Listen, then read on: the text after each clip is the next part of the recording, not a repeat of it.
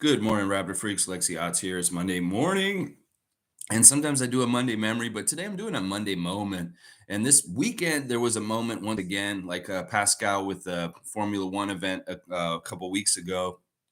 This weekend, I'm taking a moment to recognize Precious Achua for being a Renaissance man, somebody who has many interests and many skills and many gifts. And the gift that I'm talking about is, listen, this man is has a post yesterday, Precious Achua on Instagram, that I want to go over real quick. First of all, the first picture is him in this suit, this blue and white. He designed that suit himself. If you look at the second picture, it's showing them rolling out the material and cutting everything and putting it together and manufacturing this suit.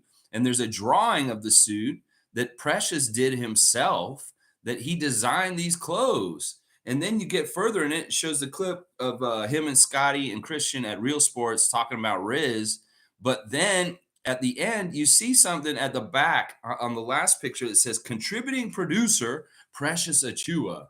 Now, this is what I'm going to say. Precious is a fantastic basketball player, of course. Already, we've seen some talent and skill and possibilities with Precious Achua in his basketball career to be something very, very special. But this man has got his hand in other things too. You know, when I saw that open gym episode a couple weeks ago, that at the end it had a producer's credit for Precious Achua, and then I had seen him hanging out with the open gym people a lot. In fact, there's still something coming out to celebrate 10 years of open gym that they filmed already that hasn't come out yet. I'm waiting for it. And I know that Precious has had a big part in that. In fact, it seems like he has an interest in being like in television or producing or filming stuff, documentaries, whatever it is, because he's been hanging out with the open gym guys and very much working with them. So he's got a couple different interests that are very interesting to me as far as the designing the clothes and actually getting them made and wearing them.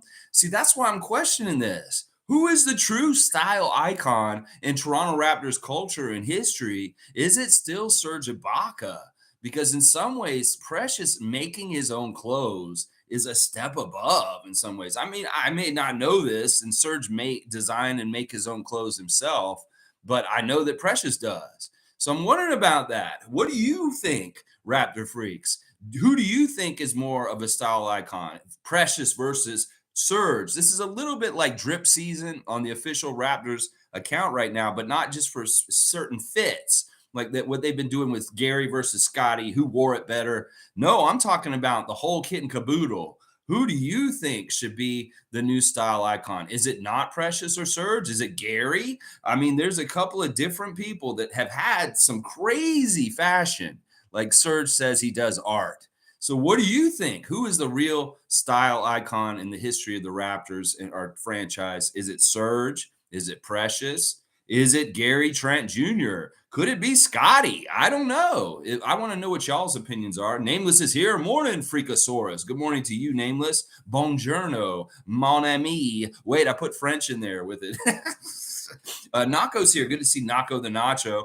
What an embarrassing loss. An embarrassing effort. Great to see some vintage Kyle Lowry charges. There you go, Gerald. Good stuff last night with the game last night. Once again, haters are loving it, loving it, loving it. If you hate the Celtics and you hate the Lakers, these playoffs are turning into a very fun, tasty treat. Yeah. Last night was weird. Like, seriously, Irvin Magic Johnson, the great Laker, great Laker, tweeting this last night. Let me show you what Irvin said. This is amazing. This is so amazing what Irvin said. This is shots fired, honestly, in some ways. Now, he doesn't have much room to say because the Lakers are not doing very good either.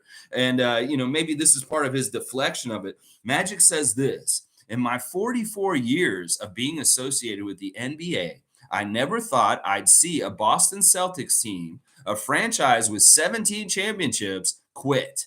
I know Celtics fans all over the world must be disgusted and devastated. The Miami Heat blew them out 128-102 in game 3. That's Magic pouring the salt on the wounds for Celtics Nation. Wow. Well, conveniently forgetting that his team is also down 0-3 and could be swept right out of the playoffs tonight in the Western Conference Finals. That's right. Denver Nuggets at the LA Lakers in game 4 tonight. Yeah, this is going to be fun too. Let's see if this pattern holds. And we see, like, this is the other thing. This has never ever happened in the history of the NBA where the two conference finals could possibly end in sweeps. This could be very interesting. If Miami and Denver can get the job done and finish it tonight and tomorrow, this will be the first time ever that the conference finals have both ended in sweeps. Much more often, there's game 7 and an extended series, but never ever sweeps like that when Tom Duke's got the brooms out. I see those, Tom. Fantastic stuff. I love seeing that. Yeah, this is embarrassing for the Celtics. It's embarrassing in a couple different ways. The Miami Heat are embarrassing people this playoffs, and it's fantastic. We could have been them in some ways. If we had just been more functional and together and on the right page in the way we were supposed to be, we could have been like Miami in these playoffs, the Raptors. Knicks Nation saying the same damn thing. We just like gotten past our round where we went out. We could have been like doing way better. The Celtics are in trouble. Their coach is exactly who I said he was this whole entire year. I said this at the very beginning of the season when they hired Coach Joe Mazzulla. I said, this dude is going to be a failure by the end of the year for them, and they're all going to hate him. And, well, it got to this point, and now it's like this. Now, this is the crazy thing, because if they get swept, if they lose tomorrow and the Celtics are out tomorrow, they may fire Coach Joe like this week, and then all of a sudden there's another team with an open coaching job that could be very attractive to people like our former coach, Nick Nurse.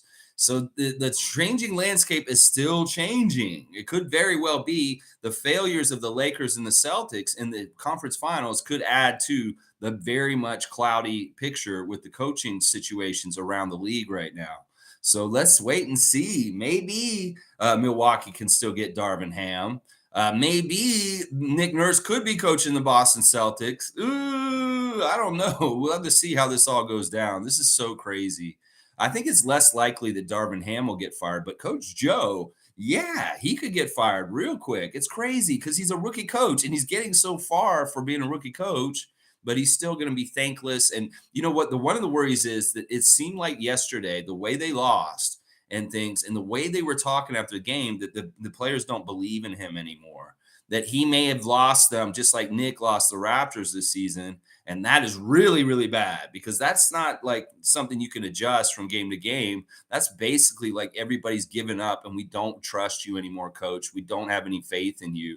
And yeah, you need to be fired after that because there's nowhere to go from there. It's like, seriously, they don't trust him or believe in him. They don't think he's capable enough to take them to the next level. Well, then they're going to be like, why the hell are we playing for you, coach? That's why NBA coaches have one of the hardest jobs in the whole entire world. It's so thankless and you get all the blame and it's really, really, really tough to succeed. That's why you have to be a special breed to be able to deal with all of it because it's not easy. There's so much that you have to deal with. Seriously. Tom Duke saying Jimmy trolling Horford was hilarious. That was pretty cool. The timeout thing, and there was a little bit of John. I saw Al Horford talking trash back to him. Jimmy Butler is like the MVP of these playoffs for sure. He's just so fun. He's like really got this cool attitude, and he's making people enjoy the playoffs. Seriously. And he's doing it the right way. This is the thing. You have to have a license to do this kind of stuff. And Jimmy has a license to do it. There's so many superstars in this league that don't really have the attitude. They don't play right to be able to talk trash like Jimmy's talking. And then when they do it and they do it ahead of time and then they fail later, they kind of look like knuckleheads. That's what I'm saying. He's backing his shit up. He can act this way because he is backing it up. And some of these other guys would act like this already in the playoffs, and they don't really deserve to act like that because they don't back it up. And I think that's fun. That's why I love what Jimmy's doing in some ways. And it's not easy to hate Jimmy Butler right now. I think a majority of NBA fans really respect him and like him right now. Of course, some of the fan nations he's been messing up aren't too fond of him. But for the most part, I think general NBA fan is like, Jimmy Butler is cool. And he is cool. He's doing this stuff, man. He's doing his thing. Now, people are talking about tonight, if the Nuggets sweep out the Lakers and they're done, that in some ways this really hurts LeBron's argument for greatest of all time. That, this is once again another failure of his in this kind of way. And people are talking about all these different ways that his career compares to Jordan. And this will hurt it once again. And the more fire will go to the old heads like me that will say that Jordan is the greatest of all time if LeBron gets swept out tonight. So we'll have to see what happens tonight. In fact, I got your refs real quick. The game is in LA. Jack Nicholson would be there. The Jokic brothers will be there. They were taunting Jack after the game the other night, saying stuff. We'll see you next year, Jack. Ha ha ha ha. The Jokic brothers. These are the big, big, crazy guys that can get away with standing in the middle of the Lakers arena, being big, huge, crazy Jokic's. Yeah, I wouldn't be messing with them. They're weird. They're weird guys. They're very weird guys. So yeah, the game tonight, we have our refs. The crew chief is Mark Davis, and he's got Josh Tiven and Trey Maddox with him. Now, Mark Davis, Josh Tiven, and Trey Maddox all favor the Nuggets. There's not a single one of them that is favorable towards the Lakers tonight. So this is very interesting. In fact, Trey Maddox is very, very much loves the Nuggets. With his record for them is like the best record out of all the NBA teams. And the Lakers are in his bottom eight, his bottom eight teams. So he really favors the Nuggets against the Lakers, Trey Maddox. So these ref crew is not going to help LeBron and them try and stop the sweep. That crew signals that they are going to help them go ahead and sweep them out and get to the finals for Jokic and Michael Malone and Jamal Murray. Yes, yes, Nuggets, sweep them out and make the Lakers nation cry. That's so funny. G saying team ball is back. So top-heavy superstar teams are over. I've been thinking more and more about this parity thing. It had a really weird effect during the regular season, but it's having a fantastic effect in the playoffs.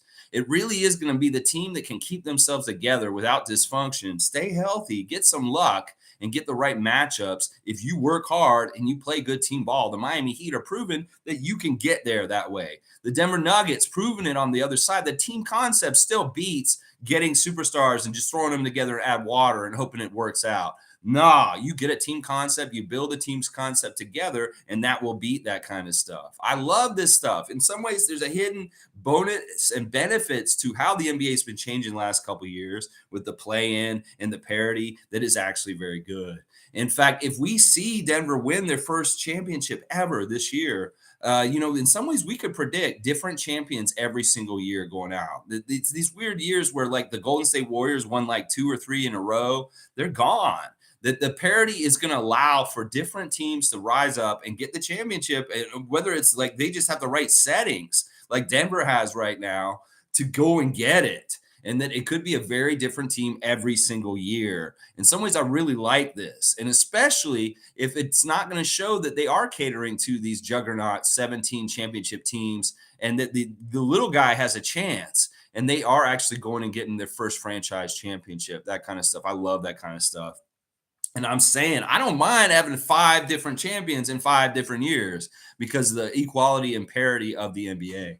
So yeah, all right, I can get behind this parity league. It's just we needed to learn how it works and how it is and not have a team that's dysfunctional underlying. And let's see how we compete in the parity next year when things are running smoother and we get along better. Yeah, I'm excited about it. Team ball is back, baby. That's right. Mike is saying, salute the real ones and Project Truth always. Yes, Mike. Yes, you can't always get what you can't always get what you want. Yeah, but you try sometimes. You just might find you get what you need. Oh, yeah. You got me singing the Stones this morning, baby. That's right. Nuggets versus Heat final. That's right, NBA. You don't always get what you want, but you get what you need sometimes. And everybody who's hating on this finals matchup saying, oh, it's going to be boring. Well, you know what? These two teams are playing the better basketball. I think it would be uglier to see the Lakers and the Celtics play against each other. The teams that are playing the higher level basketball are the ones that will make the finals. If y'all deserve to make the finals, go ahead and play better basketball, and then you can be there. So I don't agree with this. It's just the tainted bias of Lakers and Celtics Nation being loud and talking about, oh, nobody's going to watch it. It's going to be boring. That's because you're trying to like tell the NBA machine to be scared, or maybe you're threatening to not watch like I do when the Raptors go out. Well, you probably would turn it off anyway. Afterwards, Celtics Nation, it's Lakers Nation. You'll probably turn it off anyway because you don't want to see what happens afterwards. Whereas a lot of people may be very curious to see Jimmy Butler versus the Joker. So, I think the matchup is actually very attractive. And it's just that people are so like looking at themselves when they're Lakers and Celtics fans way too much. And they just don't get it. The other people may be more interested in watching the other teams play each other than y'all, the NBA, sure, they like to write the story where it's Lakers versus Celtics and it's for the 18th championship. But they both have 17 championships in their history and they want to see who's going to get there first. Yeah, I get that storyline, but it would be too orchestrated if you had them going against each other like that. Now, it would be really orchestrated if we see a miraculous comeback by both of these teams being down 0-3 and they're both get four straight. And then all of a sudden they're facing each other in the finals. I would call pure bullshit. If that comes out and happens, especially the way Denver and Miami have been beating these teams recently, that there's only one way that could happen where they win four straight right now. Total orchestration and help by the NBA machine and the referees and getting them there. That is the only way that can happen. And even if they do that and they try their hardest and their damnedest to do this, I am sure that Miami and Jimmy Butler and Kyle Lowry and then Denver with Nikola Jokic and Jamal Murray will find a way to steal one of those games before they can get all four. I'll bet you money right now. So the writing's on the wall. We are going to get that finals that we want because historically nobody has come back from down 0-3 like these two teams are right now. Yeah. Tom Duke saying 12 games into the season, Precious missed 24 games last season. One of the biggest hurdles. I'm still super excited about where Precious's style and B-ball game is heading. Step aside, Serge. Woo! Well, I want Serge to come back and be a part of the family. We talked recently his recent appearances around Toronto, showing love towards him and him showing love back towards him. I think that we've got even more bonded. I don't know if Serge is playing in the NBA ever again. That if he's kind of retired, that maybe he can go into some sort of role with the Raptors in some sort of capacity. That'd be fantastic. I'd also love to just sign him. If he wants to play next year, give him the 12th man role, Masai. He'd be good for team culture. He'd be good for an enforcer off the bench. He'd be good to get some of these youngsters to learn how to be a pro correctly. So I'm all about Ibaka, anything with the Raptors in any kind of position. Whether he wants to play still, give him a little minimum contract. He's going to be making money no matter what. He's got his album sales. He's got all of his other endeavors. He probably just wants to play or be a part of the team. Then let him be a part of our team. If he doesn't want that, well, maybe you can make him some sort of a position in the organization somewhere. But he's a quality person. He's a good person for culture. And I want him around just to like talk to people like Koloko. Talk to people like Jeffrey Doughton Jr. and Scotty Barnes and teach these kids more about how to be an NBA pro to the professionalism level that he is at. So I'm all about it. And Serge has that edge. And Serge has the old school mentality in him about how to play. And we need more of that around our team. We just really, really do. Jimmy Pope's here. Good morning to the Pope of Positivity. Always good to see Jimmy. Precious is on the way. Serge is it for me. I do art. Love those years. It's tough. And this is an important, debate. Some people say this is frivolous content, Lex. No, you don't understand. These guys are bringing it and they are top at their game. Seriously, I would almost want to take some of the best style icons from all the franchises in the league and really put them up against each other. And I think the Raptors would do real well with their history with Serge Ibaka and Scotty Barnes and Precious and Gary in recent years. These guys know how to dress and they are doing art. And that's what I'm talking about today. The art of the style of the clothes that they wear. We saw some of the NBA players at the Met Gala last month. SGA in particular. Wow, that getup he was wearing. I'm just saying the style is more important in the NBA than ever at this point. Those walk-ins with the pictures of the guys and what they wear. We saw Jason Tatum whiting out last night, wearing the all white, looking like he's ready to be in some sort of 90s R&B video. And yeah, we see where your whiteout got you there, Jason Tatum. Yeah, but that's the thing. The fit and the walking in pictures are more important in the NBA than ever. So who's our style MVP? Is it Precious Achiuwa? I mean, Gary was very strong in very many different ways. I love that one look that Gary had where he looked like Weird Science and he had those crazy glasses with the triangles and he had that white and black shirt on in New York when we were like killing the Knicks. And Gary was on the bench making crazy responses and facial expressions with the crazy glasses on. It's stuff like that. It's kind of cool with the style. These guys are daring and they wear like really crazy stuff sometimes. But each one of them does kind of have their own particular personal like style traits. And it's pretty cool. But yeah, that's what we're talking about. Just a little bit of fun right now on that. Yeah. So you think Precious is on the way, but Serge is just ensconced as one of the Hall of Famers because of his art, because he does art. He's still bitter and sore against OG and other people that have told him that they taught him how to do art. So just like, no, you didn't, man. I've been in this league for so long, and I have just been the personification of art for a lot longer than you've even been in the league, OG Anunoby. Because the OG, he's like, so OG tried to say, I turned you on to scarves, Serge. He's like, no, you didn't, OG. I wore scarves before you. This isn't a contested debate. G saying this has convinced me that I want a dog in the draft. Yeah, the beat, the drum, and the heart is a dog beating hard. Yeah, there's a funny graphic on Twitter of the dog in the heart of the Boston Celtics, and it's a hot dog in the X-ray. It's hilarious. The dog in the heart of the Celtics, and it's hot dogs in there. I thought that was hilarious. That was pretty funny. Players skipping the combine to not hurt their rankings shows weakness and not enough confidence in themselves. Ooh, that's a good way of putting it. I agree.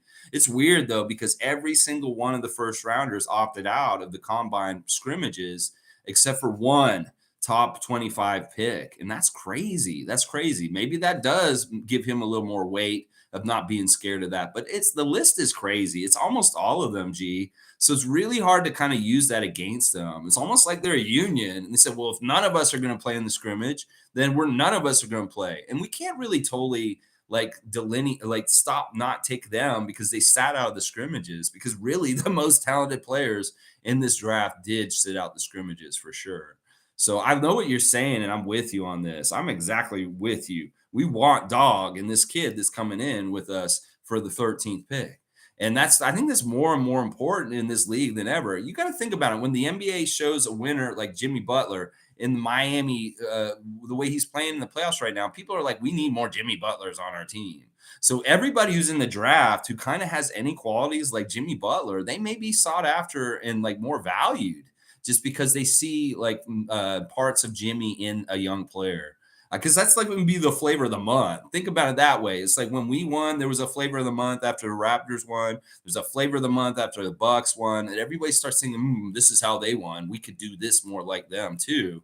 So I have a feeling that, like the way the Miami constructed their roster with a lot of old dogs, old vets like Kyle Lowry and Jimmy Butler and Kevin Love. This is a crazy stat. I didn't even know the Kevin Love, every time he's made the playoffs, which he didn't make a lot of the playoffs early on when he was in Minnesota, he's gone all the way to the finals. Every single time he makes the playoffs, he goes to the finals. This is the truth. This is so crazy to me. So it's all or nothing for Kevin Love when he's in the playoffs. He's either going to the finals or he's just not making the playoffs at all that year. So that's what I'm saying. They want to build teams with Jimmy Butler, Kyle Lowry, Kevin Love kind of players, experienced, grizzled vets. It may be that we take more of emphasis on the vets now all of a sudden and not so much like going just for a bunch of young prospects and stuff. There may actually be more value in holding on to older, experienced guys that do it the right way because they've been around long enough. And I think that's going to be the trend starting this offseason. That we're going to see people valuing people like Jimmy more than we have in the past. Instead of over like young, like talented but not proven guys, it may be like we're more interested in these guys that are a little bit more proven and have a track record of being like what Jimmy is. So I'm curious to see how this all changes, and this does have an effect in this kind of way on the NBA because we know that everybody's a copycat. And they're going to try and duplicate whatever worked in success. Well, the Miami Heat's success story is very much built around grizzled old vets. Now, the Nuggets success story is totally different, and it alludes back to what G was saying earlier about team play is back. And I think that's exactly right. I'm all about how that's back. Team play is the best way to play basketball, and that's what I love about basketball. When I see teams play really solid together and they do really well with each other. So this is the way it should be. This is how the WNBA is, more of a team game. Well, the NBA needs to get back to that. Stop being so individualistic, isolationist, and selfish. NBA players and teams. Yeah, there we go. There we go. Bam, bam, bam. MSJ's here. He's saying that Heat game was epic. That's so fun. Somebody said that Heat game last night was like was like some sort of porn for Heat Nation, right? Last night it was like that's a lot of like a huge lead and the way they beat them down like that. I mean, Heat Nation had to be in ecstasy last night. In some ways, they're emboldened to be just as arrogant and cocky as they always have been because they can actually walk the walk right now. The way that Jimmy can walk the walk, it is he's an avatar for the whole Heat Nation to be able to walk the walk and be complete assholes, and they can actually back it up. And I hate that to a degree, but also I love Kyle. So I'm all about Miami doing what they're doing right now. I kind of want Denver to beat them, though. Let's see. Randolph Phillips is here. Good morning, beloved Raptor Freaks, most informative gang. I declare blessings on everyone. I am enjoying these playoffs. This is basketball being played the right way. No super teams minus the Lakers. See, this is the thing. Purists and people that really do love basketball, like basketball being basketball, not sports entertainment, really do kind of like what's happening. This is the bread and butter of the sport. This is what is proven throughout time to win it is to be a team, to play as a team, to be connected, to have like good, healthy connections. You can look at the interior and the inside behind the scenes for the Denver Nuggets, and you see that that team has a coach that cares about the players. The players are bought in and trust the coach. They're totally one for all for one, and they are functioning and working as a very good connected team doing it the right way. And that's the kind of thing that all teams in the NBA want to have, that kind of synergy in their nucleus and how they operate. They need the positivity, the support, and the trust. And there's a lot of teams that are losing trust. We lost our trust with Nick at some point. Well, now Boston's lost their trust in their coach. And it's so damaging and impossible to come back from. It really is. The NBA is a delicate thing where you have to really have a whole bunch of different things going right all at once, and that bubble can burst because it's delicate from all kinds of folly and bad things happening. So this is something that NBA teams are going to really got to think about, how not to burst their bubble and go into dysfunction and toxic when it could happen at any turn in their season. It's really crazy at this point. And, it's going to be really, the Denver Nuggets are an epitome of a well-run team, a team that is together, and a team that has not very much toxicity in it, for sure. It's awesome. So, yeah, I love it. Blessings back to you, Randolph Phillips. We always enjoy your blessings every morning. Always happy to see you. G saying you were 100% right about the coach and his inexperience would get exposed in the playoffs. Why do I feel Nurse may be a Celtics coach? That's right. The waiting game to finish this coaching carousel is getting more and more interesting. Coach Joe will get fired if he gets swept tomorrow night. I think that's just a given. I mean, the Celtics nation is ravenous, and they won't settle for this. And if the players already are kind of like, I don't trust him, it's where's he going to go from here? It's almost like we went like Icarus and touched the sun and burned and fell to the ground. This has happened to the last two Celtics coaches. They go very deep into the playoffs, and the failure in the playoffs or something off court destroys their career with them. And this is tough. I kind of in some ways wanted Coach Joe to stay because I knew he was a problem all along, and I didn't want this bomb to go off so soon after just 1 year. I kind of wanted the Celtics to keep him around and then realize what I knew about him in like 2 or 3 years from now instead of right now. So in some ways, I'm upset that it's becoming to light now and that I'm right too soon. I wanted to be right about this after a couple of years of getting close, not making it, but still buying into him, and then a huge epic failure like right now down the road so that there's more time invested. It's much worse. I'm such a Celtics hater. Well, it looks like I might be wearing some Miami Heat stuff very soon when the Celtics get eliminated by the Miami Heat. I will have to wear Miami Heat garb. Now, I may bend the rules on this a little bit because, there is somebody on Miami Heat that I might be able to get away with wearing his garb since it is kind of connected to Miami Heat. So I may not go full Heat. I may go at Lowry instead. Let's see. All right, let's see. Isaac saying Masai. Miami tried to tied Raptors playoff record last night, but did it in style. Do you know which? Ooh, is it the margin of victory over the other team in the playoffs? 20, what is it? 20 something? It was 28, I think. 28 or something they beat them by. Is it the margin of victory, Isaac?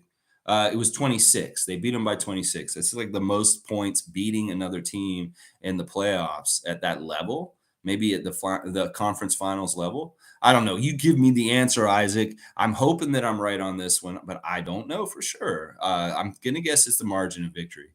Cool Cat saying, "Good morning, Raptor Freak crew." So, yes, yes. If you're a Celtics hater, this is a great morning to wake up on. Isaac saying, fewest offensive team rebounds, only had one.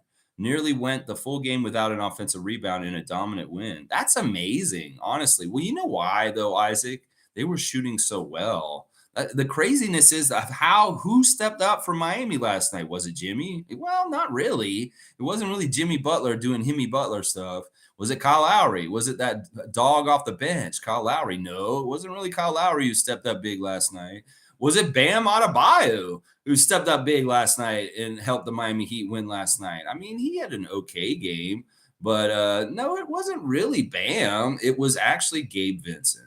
Gabe Vincent, 11 of 14, 6 of 9 from three-point range, 2 rebounds, 3 assists, 1 steal, 1 block, plus 18, 29 points, leading the Miami Heat last night. And then the guys who were following behind him, Duncan Robinson, 7 of 11, 5 of 7, 22 points. He has passed LeBron James for the most three-pointers made by a Miami Heat player in the playoffs last night. Duncan Robinson, of all the names. And then even Caleb Martin, 7 of 11, 4 of 7 from 3, 18 points. And Max Strus, 3 of 9, 2 of 8 from 3, 10 points. These guys all collectively helped the Miami Heat shoot over 50% from the three-point, and that was the huge difference last night. As Jaylen Brown said after the game last night, we got beat by guys that we are supposed to contain and stop, and that shouldn't be beating us. And so it's kind of, putting down these guys. There's been a little bit of like putting down that particular group I just named because they're all undrafted. And, they beat y'all at the three-point line. It wasn't even Jimmy. It wasn't even Kyle. It wasn't any of those other guys. It was these second bananas on the Miami Heat: Gabe Vincent, Duncan Robinson, Caleb Martin, and Max Strus stepping up big and putting the Miami Heat over. That's kind of cool. That's once again some part of the rest of the team stepping up and doing their part in a certain game to get a win for that team. That's what you need to win a championship. You need different people contributing in different games and stepping up, because Jimmy may not have it every single night to carry you guys on his shoulder. Kyle may not be there every night. We know Kyle's kind of like an on-off switch. One night he'll be really on and he will absolutely help you win a game. And some nights he may not be available to play at a high level. He may be kind of weird. So this is important to have all these secondary guys step up and shoot so well from three. Meanwhile, the other side, these guys couldn't shoot nothing. Is this just a testament to the Miami Heat defense, how badly the Boston Celtics shot last night, under 40% from the field and 26% from three-point line? To me, that's crazy because they shot 40% from the field all around. Meanwhile, the Heat shot 55% from three-point range. So you tell me who's going to win that game when those kind of shooting stats are like that. Yeah, the Celtics ain't going to do nothing. They couldn't shoot nothing. And Coach Joe's trying to say, I didn't have them properly prepared for the game. Dude, that's not even what that was, bro. He's trying to take the flack for it, Coach Joe, and not get the players in trouble. But the players didn't show up for you, bro. And I don't know if it's you not getting them up for them or what. Some people are saying you've lost them, that they have no confidence in you at this point. And I think that's what it looks like from the outside. It's crazy. It's crazy, crazy, crazy. I love it, Isaac. I love that. All right, let's see. G saying, I like that the coach took accountability, but he really threw himself under the bus and showed a lot of softness. He needs to show more confidence in his press conference. Yeah, he's in a weird place. He's in uncharted territories. He's in a high pressure cooker situation. In some ways, he may not be cut out for this. I mean, in some ways, when I scout a coach, this is why I look at them for certain things. You've got to be so tough. You got to be feisty to argue with the refs and get your calls. You got to be very good at communicating with your players in a good way to get the best out of them in different situations. You got to worry about all kinds of people coming for you and stabbing you in the back. And there's all kinds of things you have to be tough and hard about and smart about. And you have to be super confident. If you're not confident in yourself, you should not be in coaching. You cannot be a coach in like the NBA or any high level if you do not have confidence in yourself. And this is part of what's happening here. It's like this dude, in some ways, it's real easy for him to hear the noise and be like, I'm a pretender and I'm not supposed to be here. In some ways, he's right because it's up to you whether you're a pretender or not. And I thought he was a pretender as a coach this whole season. And I had been saying that. And now it looks like I was right. So, man, I feel bad for him because he seems like a nice guy. But to be honest, they should have hired Damon the whole time. It should have been Stoudemire running that team this whole year. They couldn't have a Toronto Raptor Rookie of the Year from our first year in the league coaching this Boston Celtics. I guess they didn't like the optics of that. Well, Damon's gone now. He's in Georgia Tech, and he's not there to sit next to Joe and help him in his hour of need now. You notice that Damon Stoudemire ain't around that team to help Joe Mazzulla at this point. No, he's not. And that has been a problem for him. And also, the other thing people don't talk about enough with the Celtics and their coaching situation is the Utah Jazz stole Will Hardy last summer, and he may have been the best coach to take over for MA, but the timing was really bad. Danny Ainge came and took Will Hardy, who could have been the coach of the Boston Celtics this year instead of Joe, but he went to Utah. And he did a fantastic job in Utah. In fact, he may have done a way better job this season than Coach Joe Mazzulla in some ways. So, in some ways, Danny Ainge hurt the Celtics this year by stealing Will Hardy before they did the thing with the Udoka, kicking him out. So, very interesting things going on with the coaching situation in Boston. And I do not want to see Nick Nurse coaching the Celtics next year. That would be messed up. Once again, Nick, you want to get on my shit list. Go coach the Sixers or the Celtics. You'll be on my shit list real quick. Yeah, you will be. Yeah, you will be. Space Cadet saying 2 teams from the play-in tournament in the Final Four. So much for what the point. What is the point of the play-in? Tankers and shambles.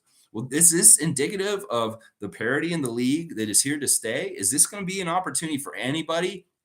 You get your foot in the door in the play-in. If you're the 9th and their 10th seed, like Miami was, you can get all the way there. That is crazy. I want to see this more and more in the years to come because then the script won't be so clearly written in the NBA, and I'll feel more like it's on the up and up. When I see teams like Denver do well like this, it makes me feel like the NBA is not crooked.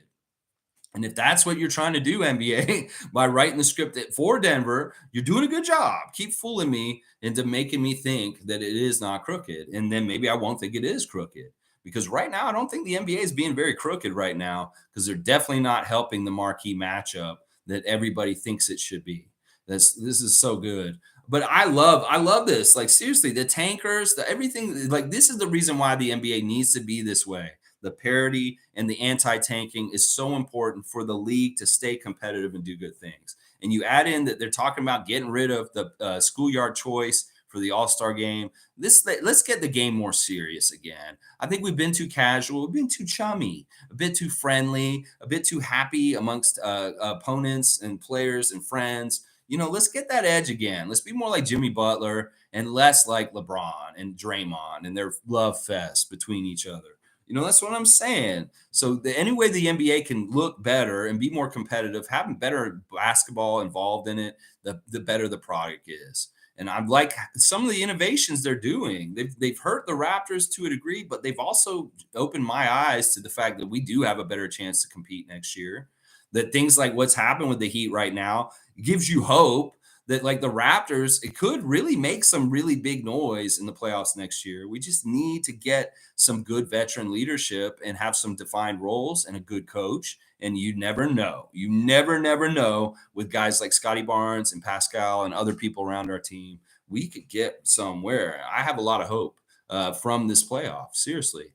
Trevor's saying, good morning, Miami. Good morning, Miami.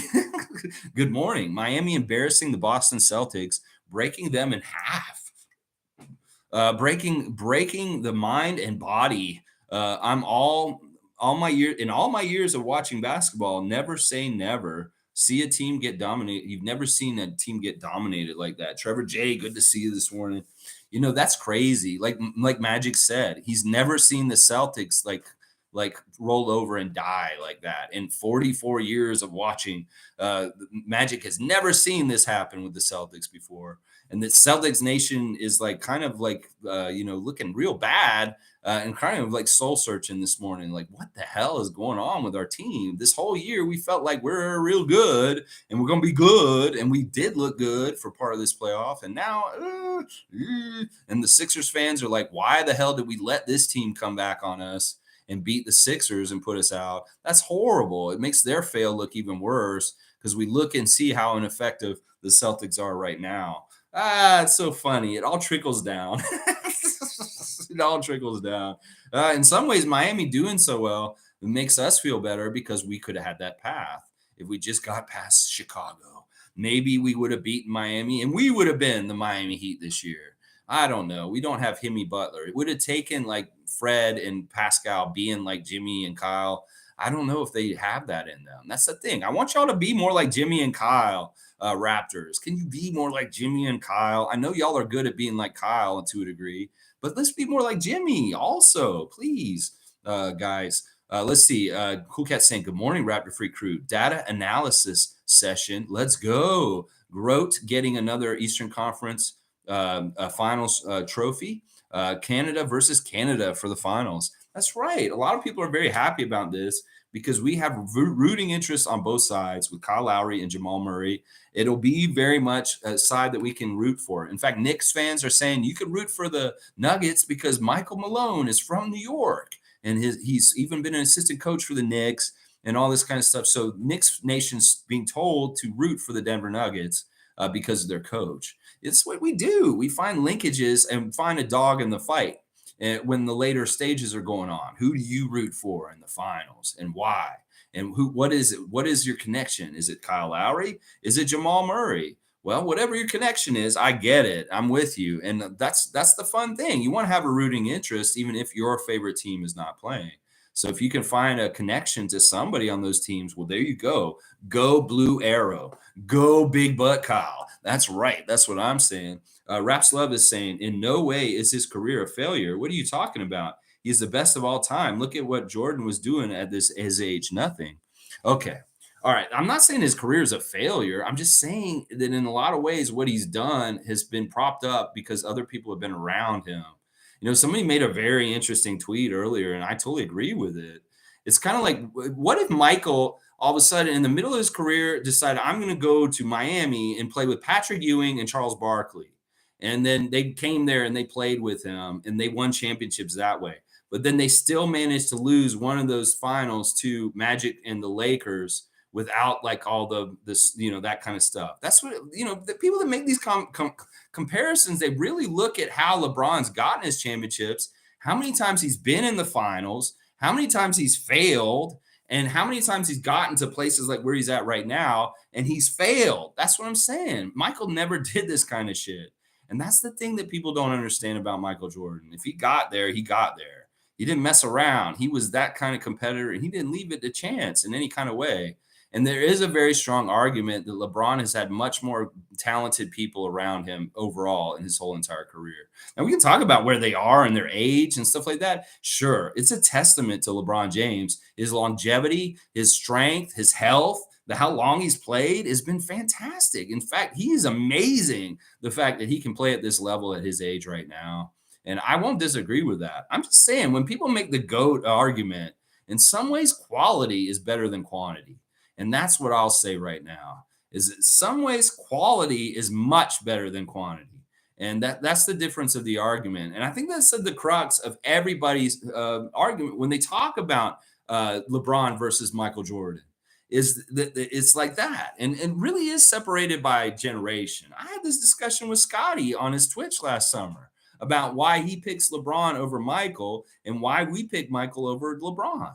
And it really is a generational thing. I got to see Michael play when I was a kid all the time. And I understand just how great he is from being around him in the present when he was that at his height.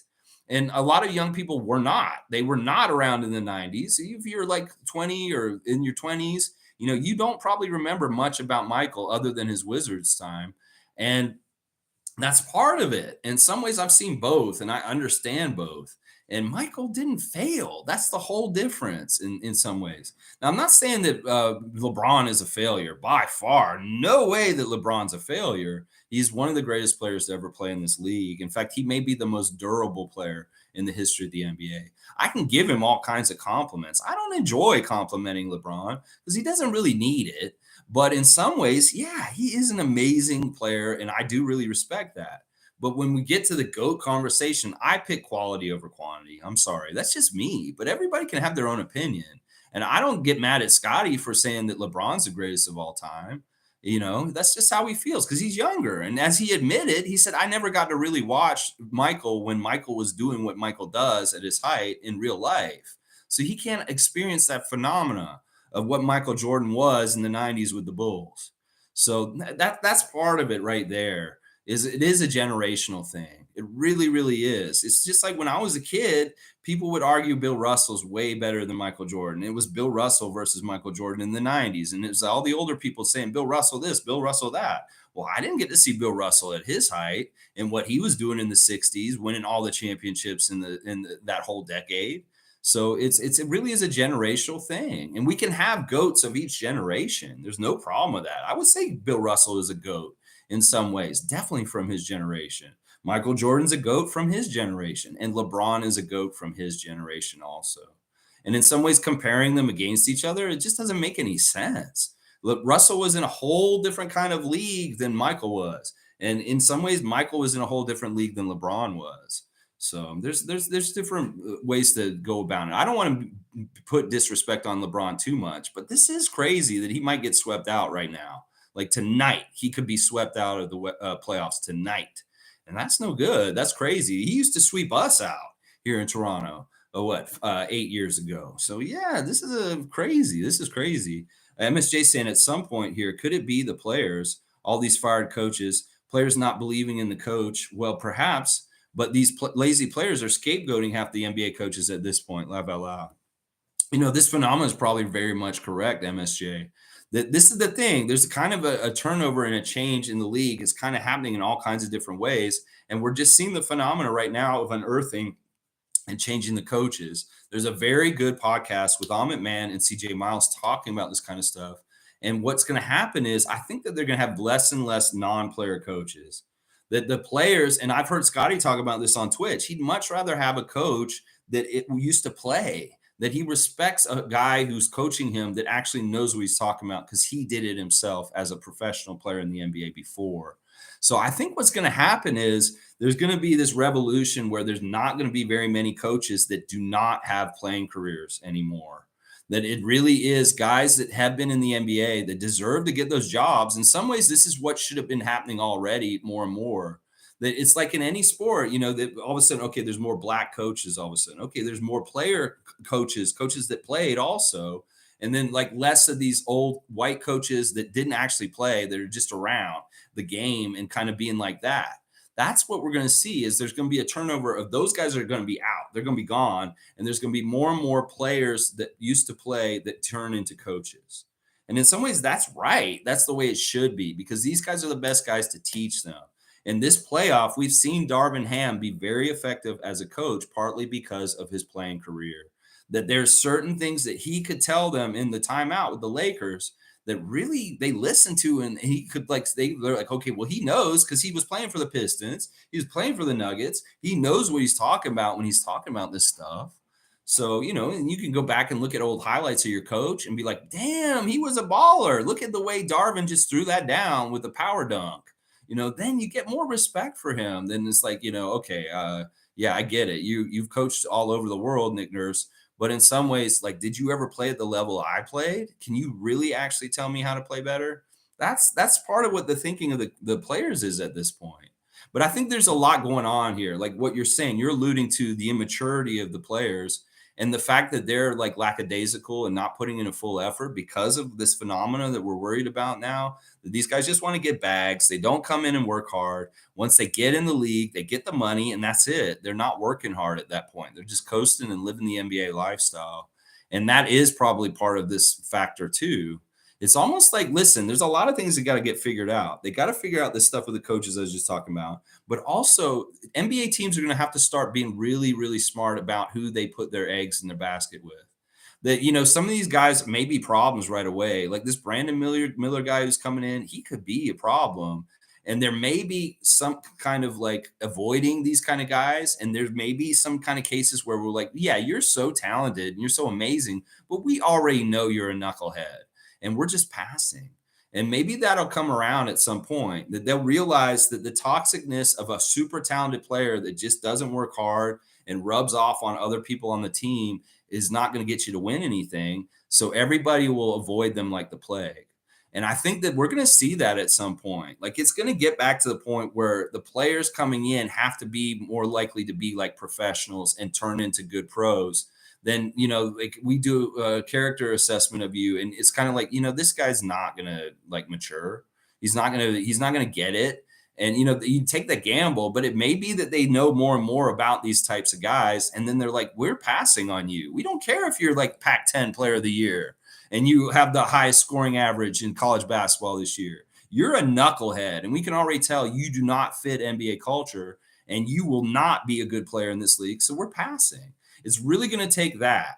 It's going to be like, at what point is the allure of the talent, but the toxicity is worse? Where do you just say no, NBA GMs and people making decisions about who's on teams and stuff? That's what we got to figure out. It's like a weird muddled period where there's a lot of different things, but if teams want to win, they know the winning formulas, they will avoid these kind of players eventually because they'll see the failure over and over again. Oh man, why did we get another player like James Harden on our team? It's gonna be stuff like that. Oh, I see like character of him like James. Yeah, he's gonna be really good in the regular season. He may get some 40-point games here and there, but when we really need him in the playoffs, he's gonna disappear. That kind of stuff. It's gonna be interesting. The NBA's got to figure this out. It's a little bit of a wild west right now. Trevor's saying, in all the history of basketball, my beautiful sec. Tom Dick saying, Raps love. Lex said he was a failure at being the GOAT, not his career being a failure. I mean, I shouldn't use the word failure with LeBron, but in some ways, I mean, some of the stuff that happens with him in the playoffs is a failure. And in some ways, this might be a little, you know what? You could make the argument that the Lakers are overachieving right now, too. I mean, they are a play-in team and they're in the Western Conference Finals. That is pretty impressive in some ways. So it's all how you want to look at it. LeBron haters will make it look like a huge failure. And like I am a LeBron hater. I'm very much a LeBron hater. But the other side, the Lakers fan nation could say like, well, at least we got from the play-in to the Western Conference Finals. And that is kind of an accomplishment. So it's all how you want to paint it. I'm going to paint it negatively for the Lakers and LeBron. That's part of what I do. But yeah, Cool Cat saying team ball is on display by both the Heat and the Denver. Superstars don't matter. Team ball matters. That's right. That's right. If you have some good superstars, that's great. But seriously, who's the superstar on the Miami Heat right now? Like Jimmy Butler? Sure, he's a superstar, but is he kind of like the old kind of superstar? No, he isn't. He's not taking over every night. He's not the end all be all for them to be successful, but he's definitely a leader. You could say he's Bam Adebayo, their superstar. No, he's not consistent enough. And Kyle's not really that either.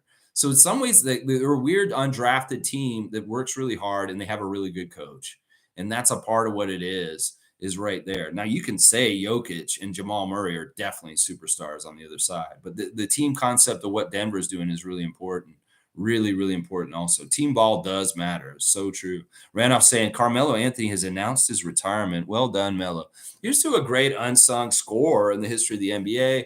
In some ways he's been sullied. In some ways he had a weird career, but you know what? He actually was very prolific. And if you look at the career stats and where he is in all-time NBA stuff, you may be surprised to see just how much he scored his whole entire career in the NBA for Denver and New York. This guy was a sensational scorer, but in some ways he's a good example of not a winning championship kind of player. He's the example of like in some ways he's a very individualistic kind of guy, Carmelo, and that it was all about getting his, and maybe to the detriment of like his team. And that's what I'm saying. His type of player, even though he's great, and congratulations on retiring, that kind of player doesn't win championships. So you can see Carmelo didn't win nothing, did he? No, he did not. And but he was partly because of the way he demanded the ball, and he didn't allow for a team ball game around him as much as is necessary to have a good success. So yeah, Carmelo, I don't have anything against him. It's just that his career is weird. It's really good in some ways, but in some ways it's kind of like ho hum. And you know what he is? He's a modern day Alex English is basically what it is. Alex English and Carmelo Anthony are very much the same kind of player, but in different kind of eras. And they're very prolific scorers that scored a whole lot, but didn't win anything, but have amazing gaudy numbers. And it could very well be in like 50 or 100 years, they're forgotten. In some ways, Carmelo is in danger of being forgotten in the shadow of people like LeBron and Dwayne Wade. So it's just how it is. He didn't win. Tom Duke saying, I think LeBron could still be the GOAT, especially after building a dynasty with his two sons. Well, I mean, he still has time. I don't know how much longer this guy can play. But once again, he can't beat Michael on quality now at this point, for sure. There's just too much playoff time where he has just come up short. And Michael's record, seriously, he got in the playoffs like 7 times and won 6 times or something like that. And that's crazy. You get in the playoffs that many times in your career and you win 6 titles out of like 7 appearances in the playoffs. That's pretty good. That's pretty good. I don't know if that's exactly right. It may be like 6 out of 8, but he definitely won every time he went to the finals. That is the really, really incredible thing. Now, I don't know. LeBron could keep getting to the finals, but if he wins like 2 or 3 more, he's still not going to get the right percentage against Michael. That's my whole argument there. Cool Cat saying Celtics choke job. Celtics fan laughed at us. Well, that's what I'm saying. That's why no fan nation should get too cocky. And in fact, I may need to keep myself in check in the future when things are going too good for the Raptors. I may want to just keep it tempered down and be like, this is good times. Let's just enjoy it. Let's not get cocky because we don't want it to go wrong or go in a weird way just because of the stuff.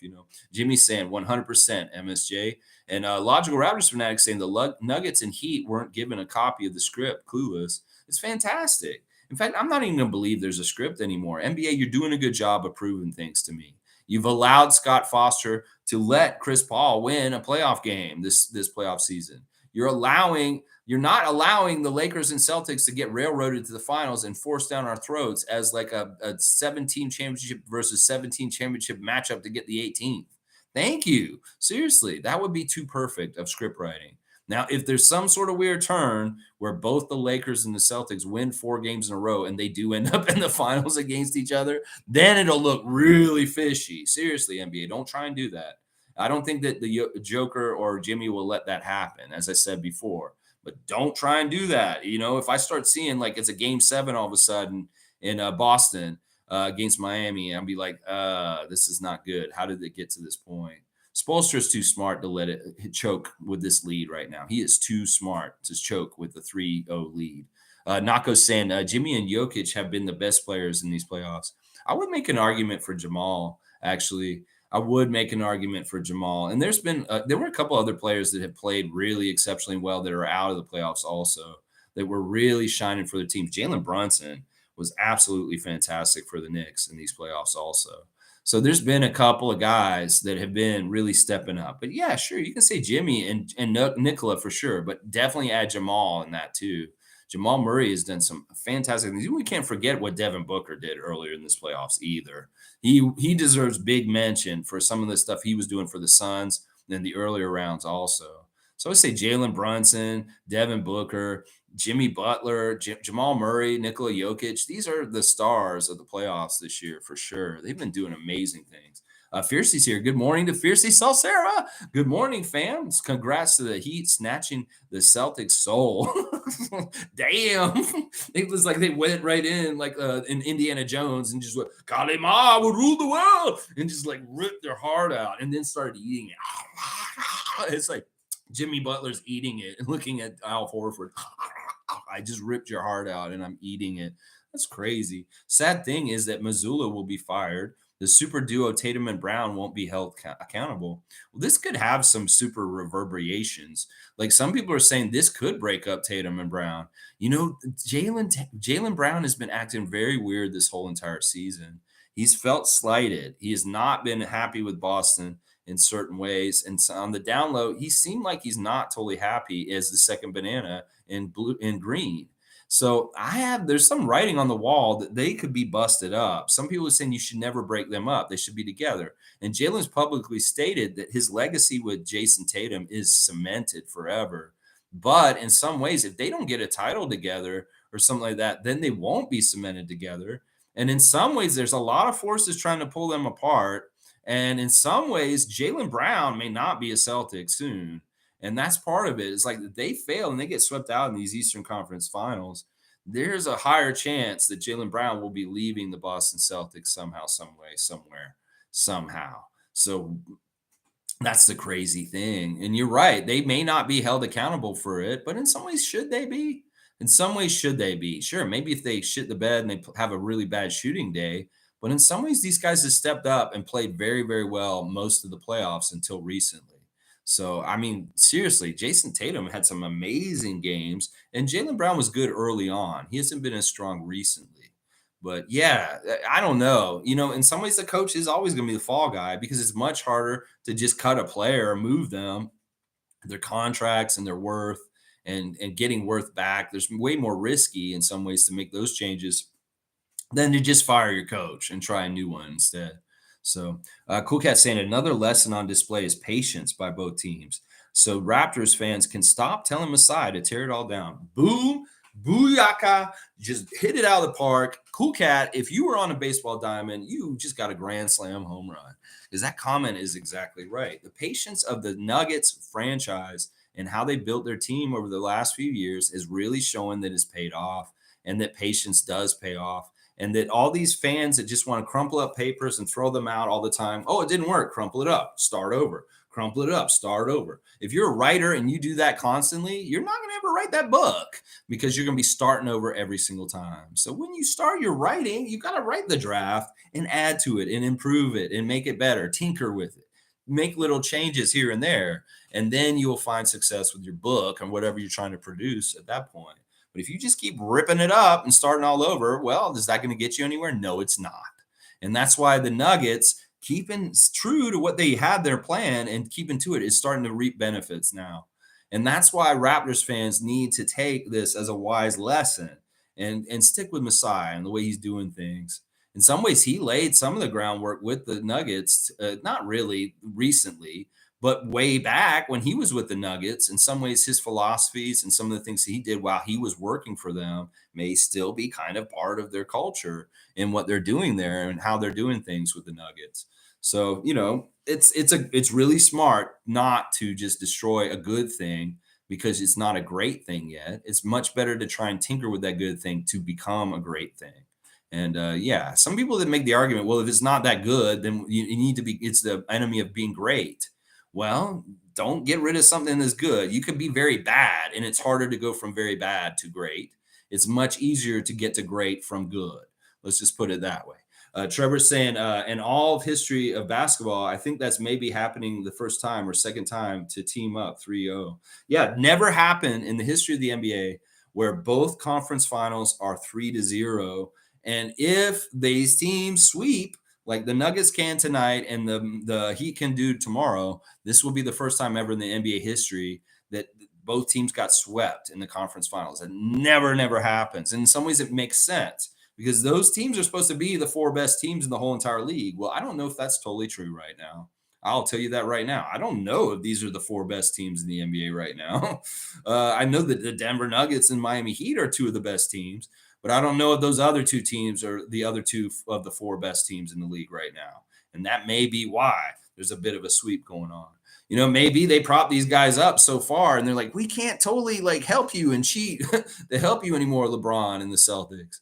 And now they're getting shown as the truth of what they are. Yeah, that's what I'm saying. I'll pile on when they're in bad shape. Yeah, that's what we do. Fiercely saying, Mafuzi, man, anytime. I still follow him on Instagram, and his fits are fire. So here's a big vote from Scotty Barnes' Twitch family, Fiercely Salsera, saying that Serge is just untouchable, that he will always be the style icon for the Raptors. that it's just him. It's just got to be him. He should come back with us as well. I'm guessing we'll find out soon enough once the new coach is announced. Vet presence. I'd love just to have Ibaka around in different ways. Whatever like made him go to the Clippers that one summer or that fall, I guess I should say, because that's when it happened. Uh, Let's forget about it, sirs. Maybe it was Nick that you had a problem with. I could understand that now with Nick, the way he went going out now. He's gone now. So Nick's gone, sirs. Maybe you should come back and be a part of our franchise because he may have been the guy you had a problem with. And the whole reason why you went to the Clippers for less money than what we could have given you. All right. He wanted more money. He wanted more years. I know that was part of it too. G saying Tatum and Brown were top 7 in shot attempts in the league, great for regular season, but easy to defend in the playoffs. Their lack of passing has been exposed. There you go. There you go. You have to be battle tested. You got to be practicing what works in the highest level of the intensity with defensive intensity and people coming at you. And if you did it easy all year, maybe the referees hold your hand and put you on the line all the time. Yeah, it gets harder. Well, you don't react as well or play as well when the intensity is ratcheted up. And I think that's what's going on here. We know that the Miami Heat can ratchet up intensity with their defense, and they can be very pesky and annoying. They are like us when they do that. They have a very similar kind of defensive annoyance that they make, and they've been on point with that. Obviously, messing up Celtics offense like they did last night. You got to give some credit to the defensive schemes of the Miami Heat in that, not just that they're missing shots because they were very much contesting them and giving them problems. Let's see what else y'all are saying. Cowboy is here. Good morning, Lex and Rapid Freaks. I think if Lowry wins with Miami, I have a feeling he will retire. What do you think? Wow, that's an interesting question, Bradley. Bam, bam. You know what? That's a good question. He could do like a Peyton Manning. Peyton Manning wins a Super Bowl with the Denver Broncos, and then he retires right afterwards. Isn't that what he did? Or John Elway? One of those guys did that. Well, I could see this that you go out on top. That's kind of how guys do things sometimes. But then again, the allure of trying to go for running it back, that kind of thing, sometimes pulls them right back in, and they get like they really buy into it and say, "Well, we just did this, and the league's more parity, and we have dog." And I know Jimmy wants me to stick around because I am his partner with dog. Oh man, I don't know. I don't know. We have to see how it all goes down first. Like if they lose the Nuggets in the finals, well, what do you think he's going to do then? He will definitely not retire probably then. So we'll have to see. We'll have to see how it all goes down. But that is possible. I could see that possibly happening. If Miami wins the championship, Kyle gets his second one, he just retires afterwards. I don't know. That's going to be tough. Jimmy saying, I'm all smiles about Boston getting smoked. Sweep them, Miami. Get those brooms out. Pump of positivity and sweep them just like it's the front stoop. Yeah, Celtics. Get on down the road. You're going down the gutter. Yeah, we'll sweep you right on down there. It is fun. It is fun, especially all year. Because I said anybody but the Celtics. Thank you, Miami Heat. Thank you, Miami Heat, for showing up and doing some damage. Yeah, they gotten too cocky, and they did look like they were the powerful team this whole year. Them and the Bucks, and well, Miami's showing them the truth. They are showing them the truth. MSJ saying Gabe Vincent told the world to bet on the team. His post game with the TNT crew was the message the Raptors need: bet on the team. That is why, for me, players are not to be made icons. Maybe MJ, laugh out loud. They shouldn't become icons until after they're done playing. That whole anointing superstars way too early. They haven't done jack shit. It's got to stop, NBA. You need to go back to the way you used to do it in the 80s. This may be something that Adam Silver needs to really think about is stop anointing like prospect golden boys coming up. Now, I can understand why you would do this with Victor. Totally understand why you would do this with Victor. But just any average, like run of the mill kind of guy, you need to let these guys prove themselves because in some ways you're putting too much pressure on young men that aren't ready, and that may be part of why they fail. Or they're getting too much handed to them without them earning it, and they think that it all comes easy like that. So you don't establish good pros that are going to work hard and compete hard in your league to make the league competitive and fun to watch. That is part of the problem. So stop anointing golden boys ahead of time. Go and get these guys that deserve it afterwards. Guys like Jalen Brunson, guys like Jimmy Butler, guys like Devin Booker, guys like Jamal Murray. These are the names that you should be putting on blast and saying these are the superstars because they're doing the superstar kind of shit and they deserve that kind of like shine. So that's what you need to do, NBA. Stop getting ahead of yourself. LaMelo Ball, this, Zion Williams, this, Ben Simmons, this. Start going with the guys that are actually doing it and manufacturing it and put them on blast because they earned it and they deserve it. And watch how your league gets better because you're putting the carrot in the mouth of the donkey before they walk down the street. You need to put that carrot ahead of them. So they got to go get it and stop just feeding it to them while they're standing there when they just show up.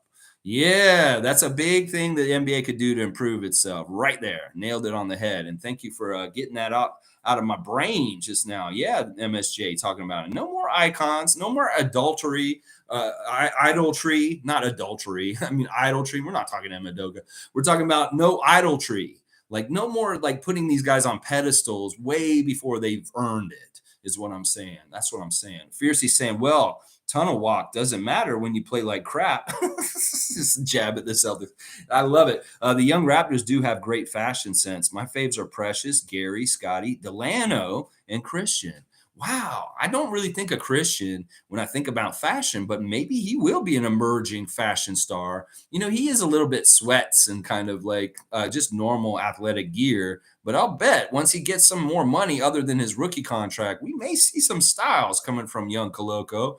Now, Delano is definitely an underrated name in this whole batch. I should have mentioned already. He actually does have a very interesting style for sure, and swag to him. It's funny. They were talking to him on the stream last week that I happened to participate in on Twitch a little bit about his style and the things he likes to wear and stuff like that. He's proud of this stuff. Like he really does curate and think about what he wears and things like that. Like they were giving away apparel for the In Your City brand, and he was really much talking about like fashion and style and things like that on that tweet. I'm on that Twitter. So yeah, Delano's very fashion conscious, and he is somebody who should be mentioned in this conversation for sure. For sure. Logical saying star teams worked before based on team building being infantile. Now with all the computers and technology to capture information, then sort it out, has given GMs better ability to make complete teams. Great comment, Mike. Great comment. So it's like the analytics, the Moneyball, the Billy Bean, all that. That stuff is in the NBA and in more so in different ways. Brittany Donaldson's old job of figuring out all that analytics and modeling through the computer schemes and programs to figure out outcomes ahead of time. You can kind of look at stuff and say, well, if we add this person to our team, we will get this many more wins. It's like the ESPN trade machine tells you that. It's like they can project how many more wins or losses you would have if you make a move. I don't know how they figure that out exactly in real life terms. And, there's so many X factors that computer can't factor in, like whether there's some sort of weird toxic. But there are ways to look at analytics and kind of project at this point, and that has changed how GMs are running their teams and making moves for sure. For sure. Before it was just like, let's get the vibes. Do you guys get along? And how does it feel? Okay, we're building something good. There's good chemistry between this core. And then boom, you kind of go with it. But now it's like you can really kind of like analyze it like very deeply in some ways. Guardian Transit saying the Raptors are getting close to where decisions have to be made. Oh, yeah. I can't wait. Honestly, in some ways, I'm very anxious to see more how things happen. You know how it is when your life's a little unsettled. There's some questions that need to be answered. There's some things you got to see how they go, and you're a little stressed out about them. You're kind of like, I just wanted to go ahead and get over and done with. So I know what's going to happen. And in some ways, we're like that right now as a fan nation. We kind of want to know who our coach is. We kind of want to know how we can be better for next year and feel kind of more inspired and optimistic about things. There's a lot of people that are down on the Raptors right now, and it's not necessary. It really, really isn't. Some of these people just want to be down on the Raptors anyway. And if they see that we're down, they're going to kick us a little bit. They're kicking us around a little bit because we're in a bad place. But we're not really in a bad place. It's going to be very interesting how this all evolves this summer and turns around. I have total faith that the Raptors are going to be a very good team next year. It's just that we got to suss it all out. And that, yeah, these decisions are coming, and they're going to be coming fast pretty soon. The closer and closer we get to that Larry O'Brien being given to a team, the more things the dominoes will start to fall. Yeah. Nameless is saying the Raptors set off one of the craziest reactions I've ever seen across the five major sports. I think that's right. I think in some ways we were the catalyst. I think it was very daring of us to fire Nick. And other people have been like, well, they're doing that. And now that Nick's out there, he's kind of enticing. Is everybody's saying, like, everybody, like the Celtics fans are already all about getting Nick Nurse. They haven't even coached. Their coach is still coaching and has a chance still. And they're like, fire him on Wednesday, and we will hire Nick Nurse on Thursday. That's what the Celtics Nation is already saying right now. Isn't that crazy? Sixers Nation wants Nick Nurse. Milwaukee wants Nick Nurse. It's almost like firing Nick Nurse was some sort of weird subversive move by Bobby Webster and Masai Ujiri to cause chaos in the whole entire league and everything being crazy. I love it. It's just like some of the stuff, like with the Kevin Durant stuff last summer, Kevin causing chaos with his little move that he did. And then like things where we were like, they're waiting for us to make a move or do things in certain places because they want to see if the Raptors are going to trade anybody at the trade deadline this past year. This is kind of weird manipulation of putting more uncertainty in different places and maybe getting people to make moves that they didn't necessarily have to just because you did something and the chain reaction of everything. That's kind of interesting to me. Like this is crazy. All these coaches getting fired this offseason. I don't know what the record is for most coaches' vacancies in an offseason, but we may be getting close to it if a couple more heads roll in the next week. We may be getting close to it. It's 5 open vacancies right now, right? It's Philadelphia, Milwaukee, Phoenix, ourselves, and Detroit. There's 5 open jobs right now. That's not normal. There's usually not 5 jobs open right now. There's usually maybe 1 or 2, and that's it. But when there's 5 jobs all together and maybe the Boston Celtics joining them by the end of the week, yeah, that's chaos. That's coaching carousel chaos, and it's awesome. It's kind of cool. I like the chaos. In some ways, we thrive in chaos, the Raptors. We do. We seriously do. Let's see. All right, let me see. I lost my place. I'm going to definitely come back. And guys, no more comments. I'm going to make a new rule on this channel that I'm not sure what the time limit is going to be, but after the first hour of being on the air, no more comments because yesterday was crazy. I didn't realize how many comments I had there, and I did have to get out of here. And I just want to cut down my stream times, especially in the summer. So I might say something like, all right, after an hour's passed, no more comments, guys. And I'll just try and wrap them up before 2 hours. I get to 2 hours. So and we'll make that kind of an unspoken rule, and you guys will see kind of like what how it works, and we'll get used to it. And the new people may not know, but we'll find out later. But I am going to try and make that rule soon, that after an hour, we shouldn't be commenting anymore, just so I can get out at a decent time. Let's see. All right, let's keep going. Cowboys saying true. Raptors set the trend. That's right. Nick Nurse, we were trendsetters. Trevor saying you're seeing Raptors Nation. You don't need superstars to win a championship, so you don't need to break your team up. All you need to do is hope. Superstar era is over. You need to develop. You need to invest in the people that you have already and stop looking across the street and saying, oh, the neighbors have something better than us and trying to go get it. We really do have good players and good character guys that can turn into a very tough team like Miami, and that we just need to keep going with it. That I really do believe in these guys, including Fred. I just want to see how everything, the dust settles this summer, and we'll go from there.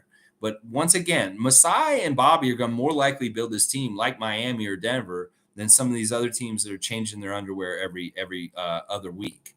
And that's the thing. It's like, I love that they're very stubborn and they don't want to make moves, and it frustrates the hell out of some of Raptors Nation, because you should be frustrated. Go ahead and be frustrated. I love that they're patient and they're very methodical and they're very smart, because that means they're more likely to not make a mistake by being impatient and doing stuff just for the sake of doing things. And that's half the time what Raptors Nation is saying. Just do something. Well, what if they don't need to? Much like at the trade deadline. Well, they did. They went and got a center for us, and everybody hates that. I'm like, you guys are crazy. Crazy. All right, let's keep going. Mike's saying the Russians owned hockey forever, and their way was building a team versus getting talent. The Russian built teams, real teams, and owned the sport for a time until everyone caught up. That's what I'm saying. They had the continuity. They had guys that really stuck together. This has been the secret to European basketball teams doing well in international play is, guys like Jonas Valanciunas and Domantas Sabonis played together when they were 12, and they still play together on the Lithuanian national team. with Jonas in his 30s and Domantas in the NBA. You can't buy that kind of chemistry and familiarity when you are kids and you've played together for like decades. Spain's national team has the same kind of thing. The US and Canada have had a hard time doing this. And that's part of the reason why Team Canada is doing what they're doing with the contracts to not the contracts, but the agreements to stick with the team through the Olympic cycle.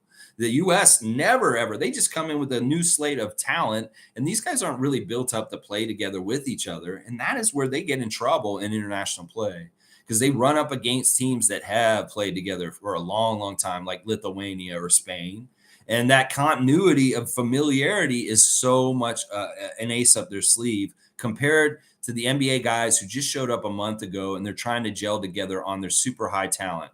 Now, usually that talent can be overpowering and beat the team concept of the other teams, but that's just the USA.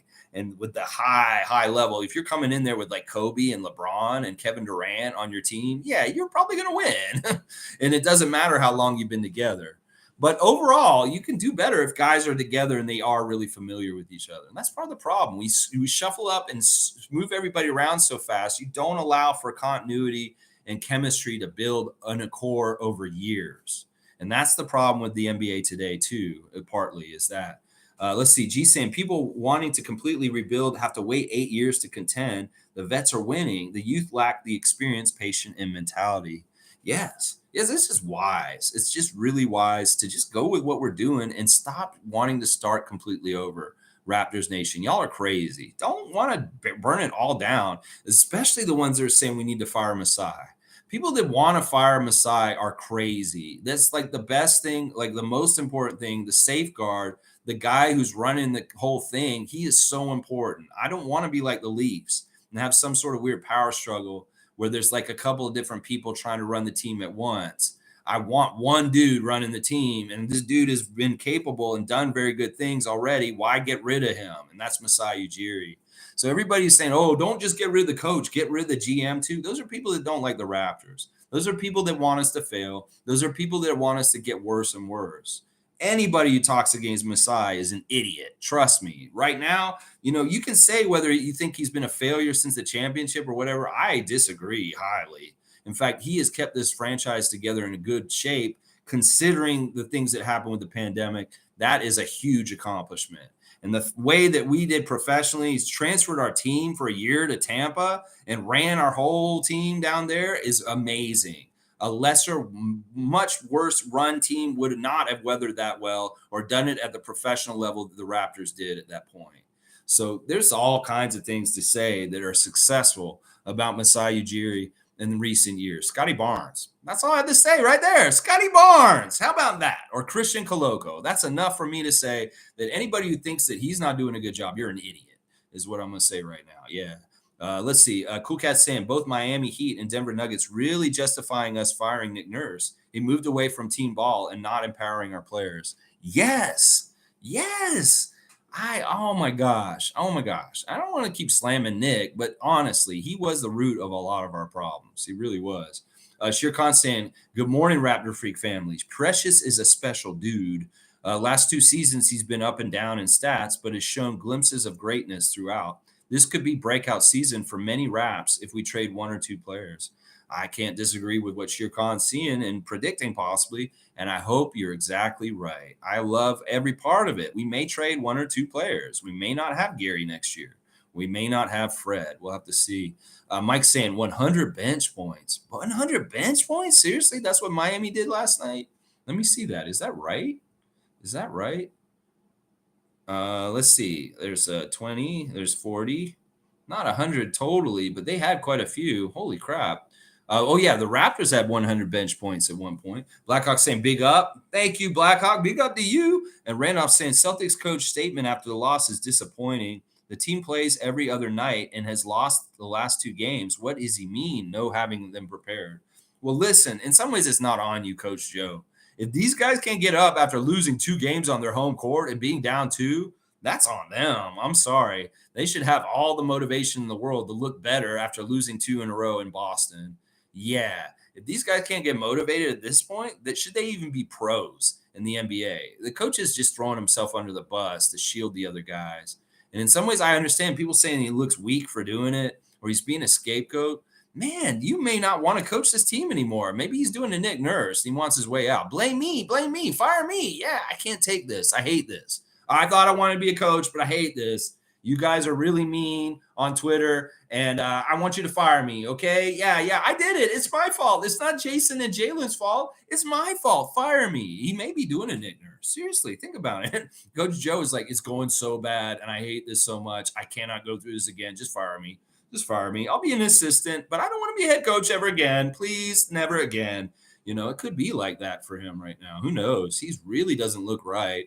He looks so defeated, and like his body language and after the game is just like, I feel bad for the dude to a degree, even though he's the Celtics coach.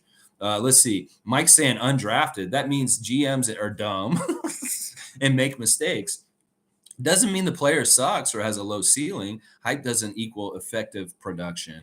Well, in some ways, it's like us with Fred. It's like they didn't see these guys and they got and made them into something. So in some ways, the Miami Heat is very successful to make players out of ones that just came from nowhere. And that's a trait that we have with them.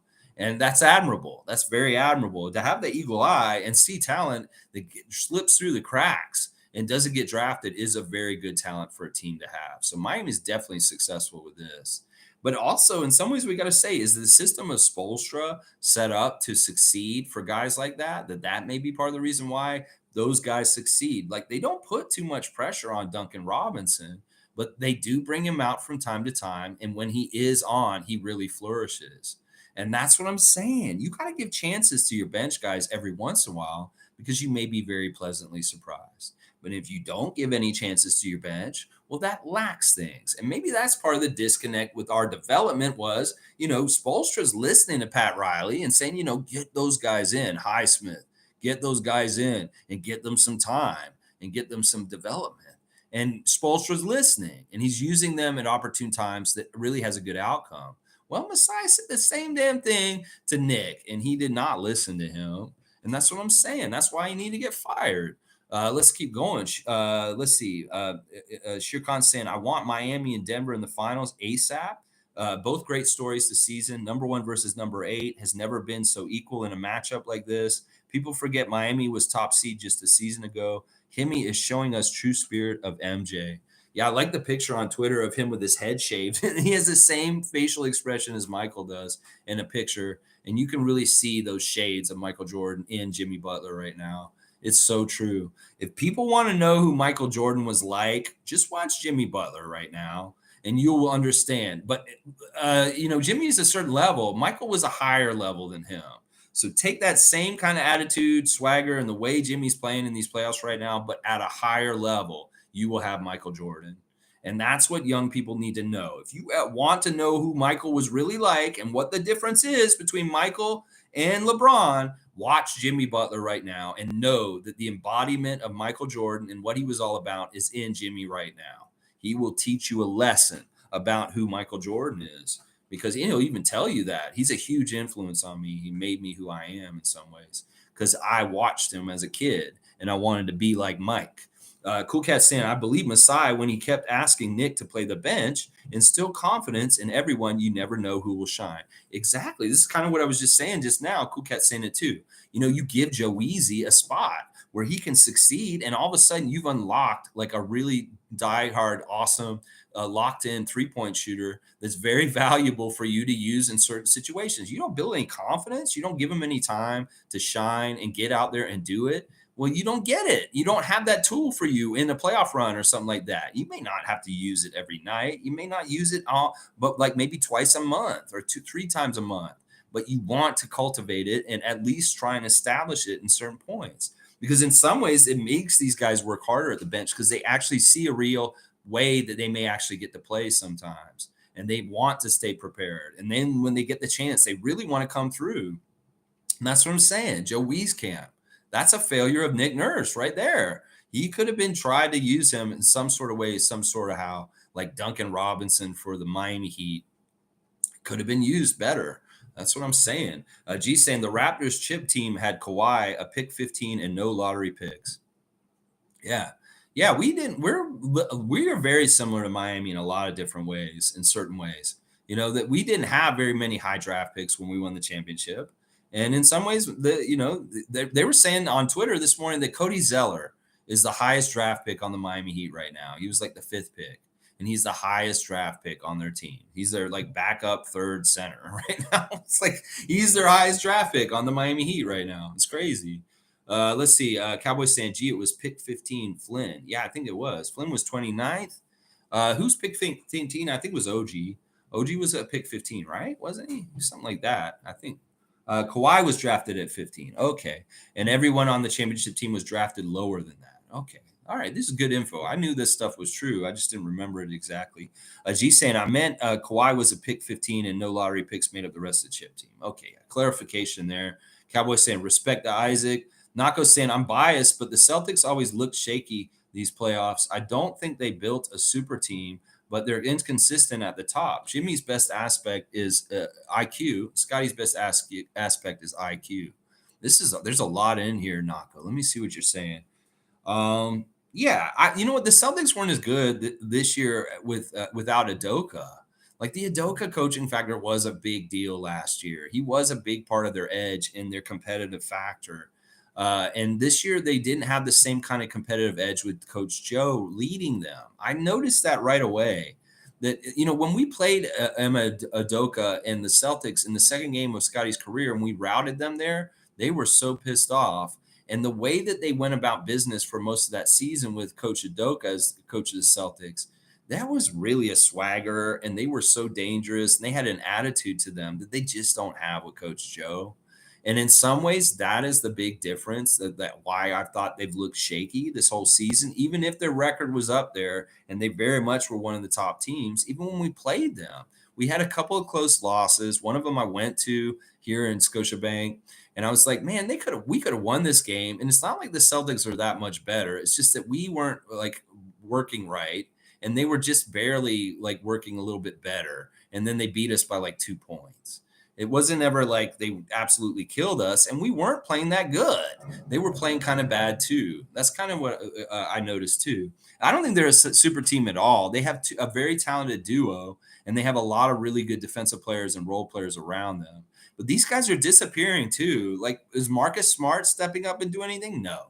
Robert Williams, Grant Williams, Al Horford, these guys are important parts to contribute to help Jason and Jalen, and they're not showing up like the Miami Heat backup guys are, like the secondary guys, like they did last night. And they can be blamed too for a lot of this. That they need way more. Like, what about those new guys, Brogdon and White? Those guys were killing it earlier in the playoffs. I have not seen them do jack shit in this Miami series. So there's a lot of people to blame in Celtics land right now. There's a lot of underachieving all around.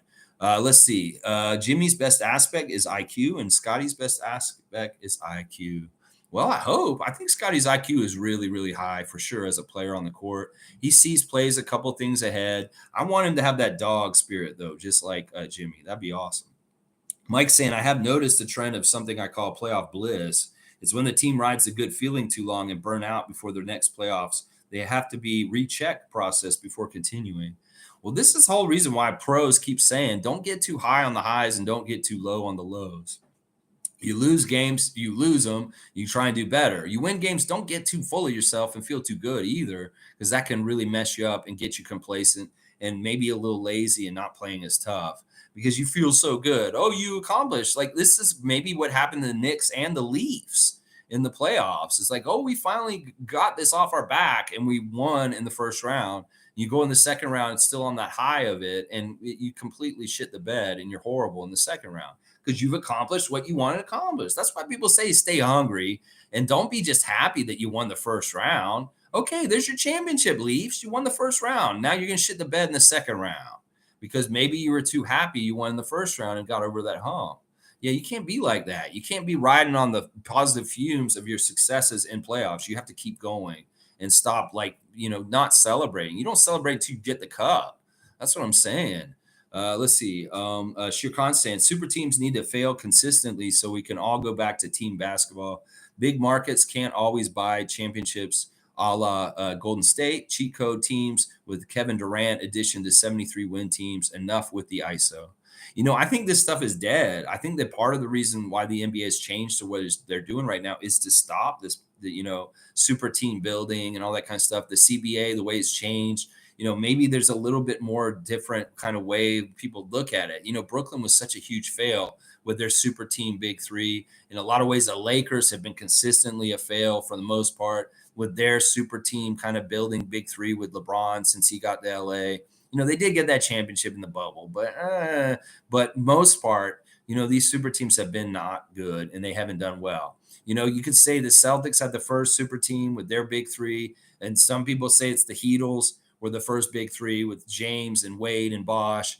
But these super teams, their era may have already passed, and that may be a 2010s kind of era for that. But we're in the 2020s now, and we've evolved past it, and they've made the changes in the league to not just say, okay, super teams are going to win everything.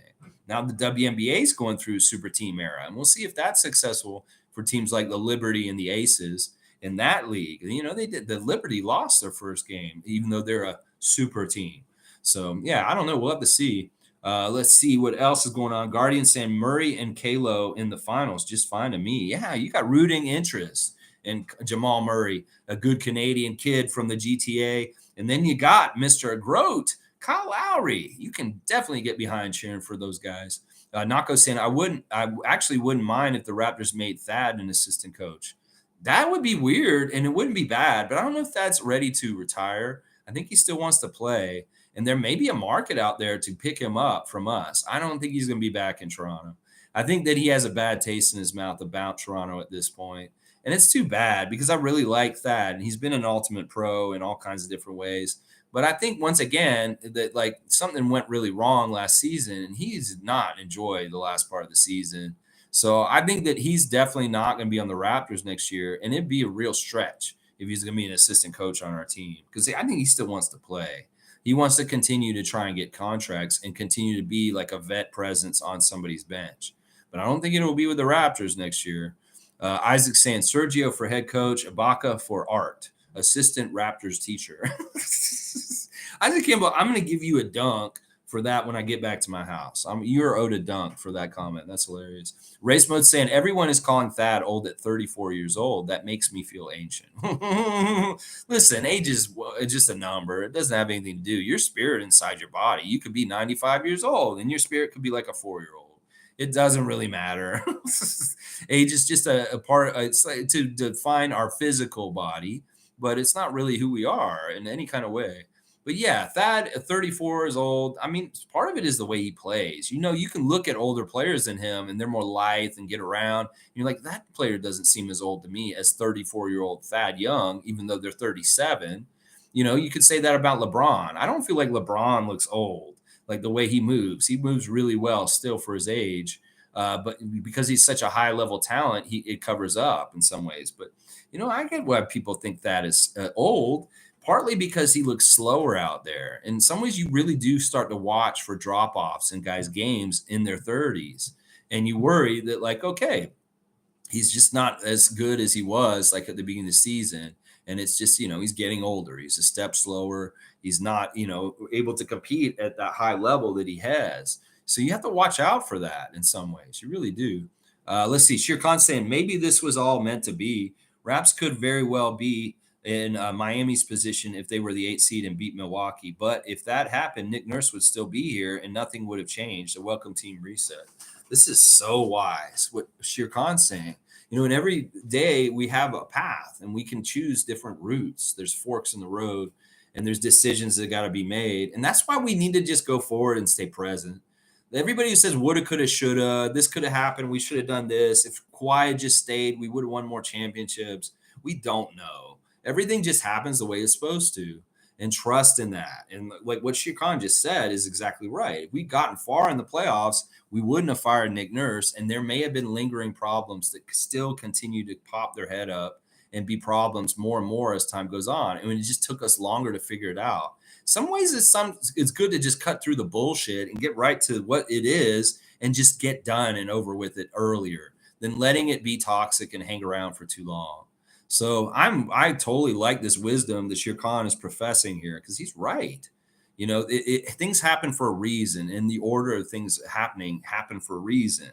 And everything that happens, some of them will be mistakes, but quite often things happen for a good reason, and they will be a good thing that happens for you too. Cowboys saying, I think if that is old, then I'm a fossil. They think that is old. I wish my legs were 34 years old. Yeah, I get it. Age is whatever. It's just a number. I don't even, at this point, really, seriously, I'm 47. I don't think that 47 defines me. Seriously. If you see me on the street, you don't think I'm 47. It doesn't even matter what you think I am. I don't care.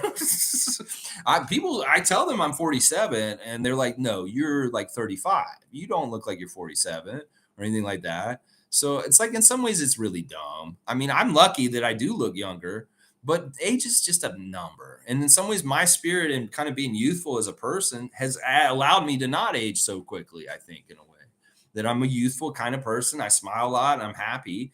Then you look younger. So if you want to be anti-aging and not look older as you get older, smile more.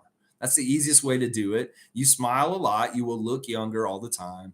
And old people that get curmudgeony and like all this stuff, they get all the lines on their face of like frowns. And they're the ones who look old. So that's the secret, y'all. Y'all want the fountain of youth. Smile a lot, laugh a lot, sing a lot, dance a lot, and you will stay young for the rest of your life. That's all you need to do. Enjoy the good things about life, and you will look younger than you are. That is the key. There you go. I should be selling that. What am I doing? Giving it away for free. I should be selling the truth. All right, let me keep going. Let's see. Mike's saying it's not gonna lie, it's a make or miss league. If you make your shots, the ref has less and less power. So the NBA can only push things so much. So nothing is ever guaranteed, even if the NBA person's certain buttons. Yes. Yes, Mike's hit it on the nail of the head. If you're too good for them to cheat and beat you, well, that's just how it is. They can't take those shots away. And Mike has hit it exactly right. That's part of the problem with the Raptors controlling their own destiny is if we're counting on fouls or we're missing a lot of shots, well, we can't control our own destiny. We have to do all that crazy busy work, running all around, playing crazy defense, getting all these extra possessions by stealing the ball or getting offensive rebounds to get all that. Well, think about it. If we start making our shots and doing all that, then we can beat them and we can win. And it doesn't matter if the refs are against us or trying to call calls against us because they can't overcome that. You put the basket in the basket, you put the ball in the basket, that's it. They got to count the points. And this is so true. And if we get a better shooting team, we'll have better effects on this. Now, the refs can manipulate in little different ways and try and steer things towards things. We know all about calls that kind of hurt momentum building plays that are going on. Like the Raptors could have a really good couple of series of plays, and then all of a sudden, the other team's calling a timeout trying to snuff it. Well, the refs can also help snuff stuff out with really bad calls at opportune times when we are getting going.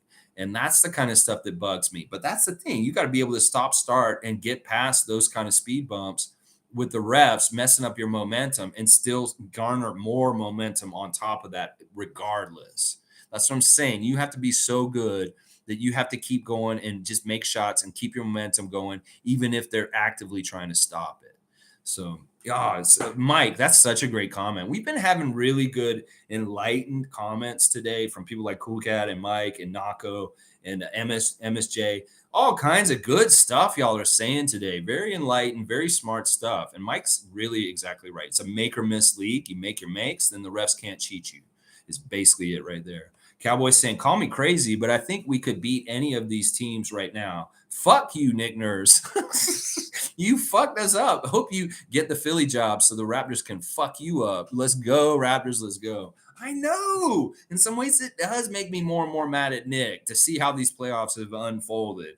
And if we had just had one of the other coaches, David Thorpe was right. We should have fired Nick Nurse and put Earl Watson as our coach at some point. Maybe he could have got us past DeAr DeRozan and the Chicago Bulls, and then past Miami Heat and Kyle Lowry and Jimmy Butler on a Friday night. And then we would have been playing the Milwaukee Bucks and kicking their ass.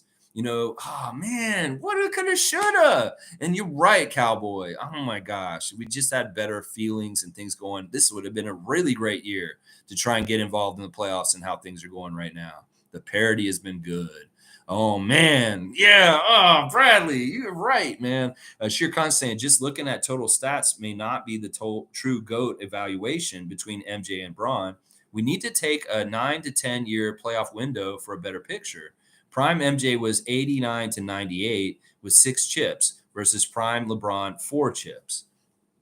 We can slice it any which way. Listen, I'm not going to get upset with anybody who thinks that LeBron James is the GOAT.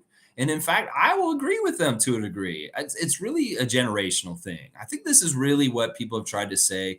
The players themselves have said, stop comparing generations. It doesn't make any sense to, because the league was a totally different place with totally different players and totally different kind of stuff going on. And the settings for LeBron were totally different for Michael. They were totally different for Kareem and Bill before. And that, we can just say there's GOATs for generations. Maybe we say like the 60s GOAT is Bill Russell.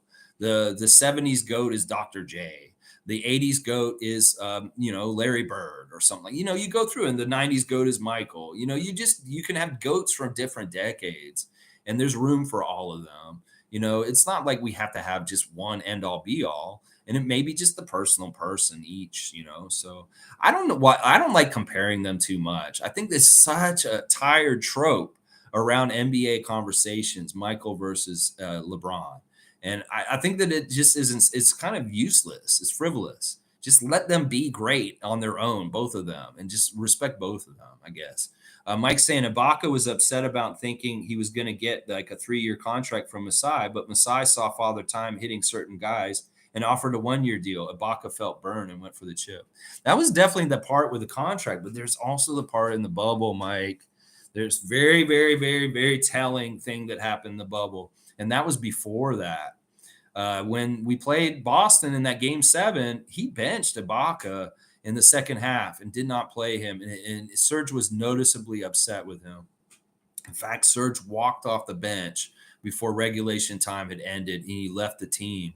He literally walked away from the bench and went to the back in the bubble before the game was over because Nick froze him out and did not play him in crucial time in the second half of that game 7. So he was mad at Nick. Trust me, I saw it. I saw him leave. And in some ways, there was some real frostiness between him since with Nick Nurse. So, yeah, in some ways, I totally question the judgment of Nick Nurse to not utilize a pro like Serge Ibaka in that situation. And that was one of the things that made me kind of pause about Nick at that moment too. I was like, why are you not playing Serge right now? This is weird. It was weird. There was a little bit of a gripe there. You got to go back and watch it, Mike. If you can see the end of that last game 7, you will see exactly what I'm talking about with Serge leaving the bench before the game was over. I think there was like 2 minutes ago, and the dude just got up out of his seat and went to the back.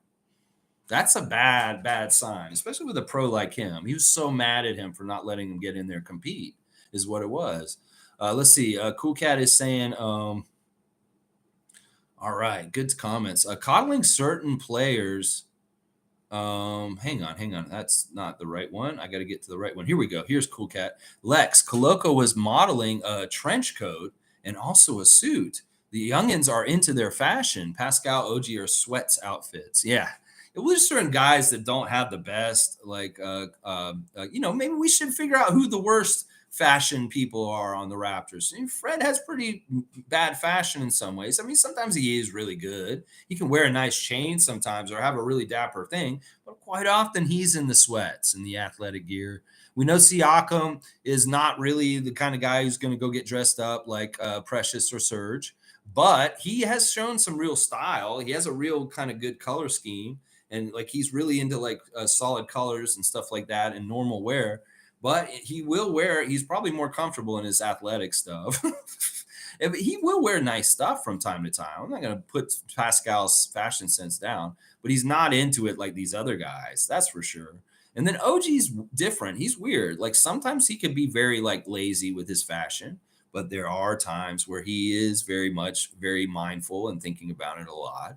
So, it's tough to suss them all out. I haven't seen the pictures of Koloko. Maybe I have seen a picture of Koloko in a jacket with a turtleneck or something like that. And just looking kind of kind of like astute and that kind of things. Okay. I may have to pay more attention to Koloko. Of course, sometimes this stuff develops and happens once these guys get really paid. Like the rookie scale money is not really the place where these guys make big splashes unless they're Scotty and a top pick and with pretty good money. But Koloko is on a smaller scale contract, so he may not have the budget to go out there and buy crazy ass clothes right now. But he may, like after this, and when he gets his next contract, then we may see a blossoming of Koloko's fashion sense just because he has more money to go spend.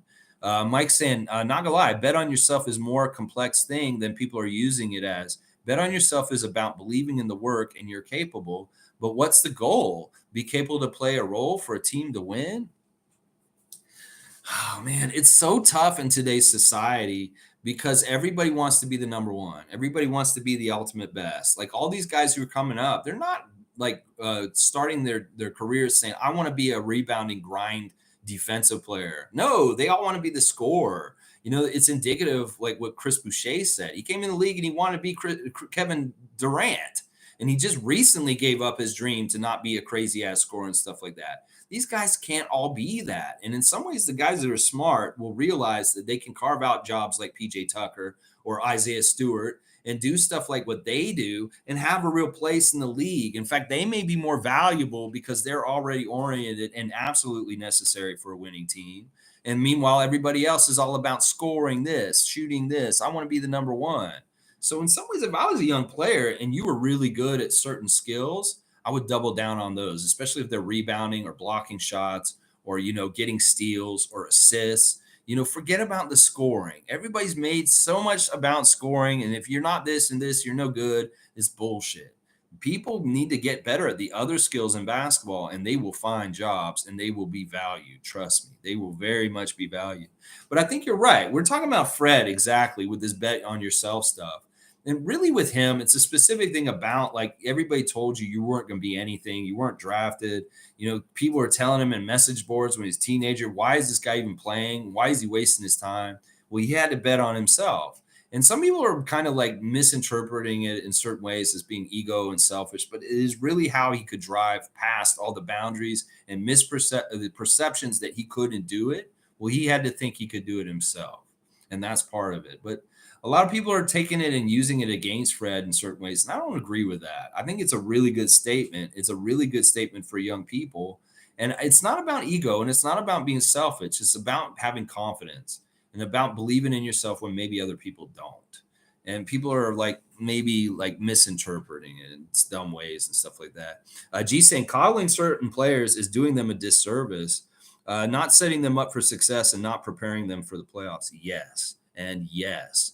They love hearing how good they are. In fact, if you start criticizing them, they're wait. This I don't like this coach. He's not telling me what I'm good at. He's telling me what I'm bad at and what I need to work on. Let's fire him. It's that kind of bullshit going on. They want yes men. They want people that are going to help their egos and make them feel good. Well, the real world won't make you feel good. That's Jimmy Butler. He'll come and see you and he'll make you not feel good at some point. So either you want the truth and the reality of things from a critical, harsh, truthful coach, or do you want one that's going to babysit you and make you feel good and make your ego feel good? That's a difference right there. And that may be part of it right there. You want to get real? Go live in Jimmy's world. If you don't, you can go live in happy world. La, la, la, happy. I'm making my NBA money and I'm living the dream, but I'm not a winner because I don't care because I'm just living in the NBA life. Woo! There's a difference. There's levels to this. Let's just put it that way. Yeah, that's levels. Cool Cat saying, I like that we got draft number 13. A good number to get a great player to add with Scotty. Give him confidence that we still believe in him. That's right. Scotty is feeling good. Trust me, he's in a really good place with our franchise. Honestly, in some ways, I don't think he's worried about his place with us. He is very much been told by Masai that he is the dude and we're doing everything around him. And I know he feels that. I think he has ultimate confidence in Masai and he doesn't seem scared about this uncertainty this summer.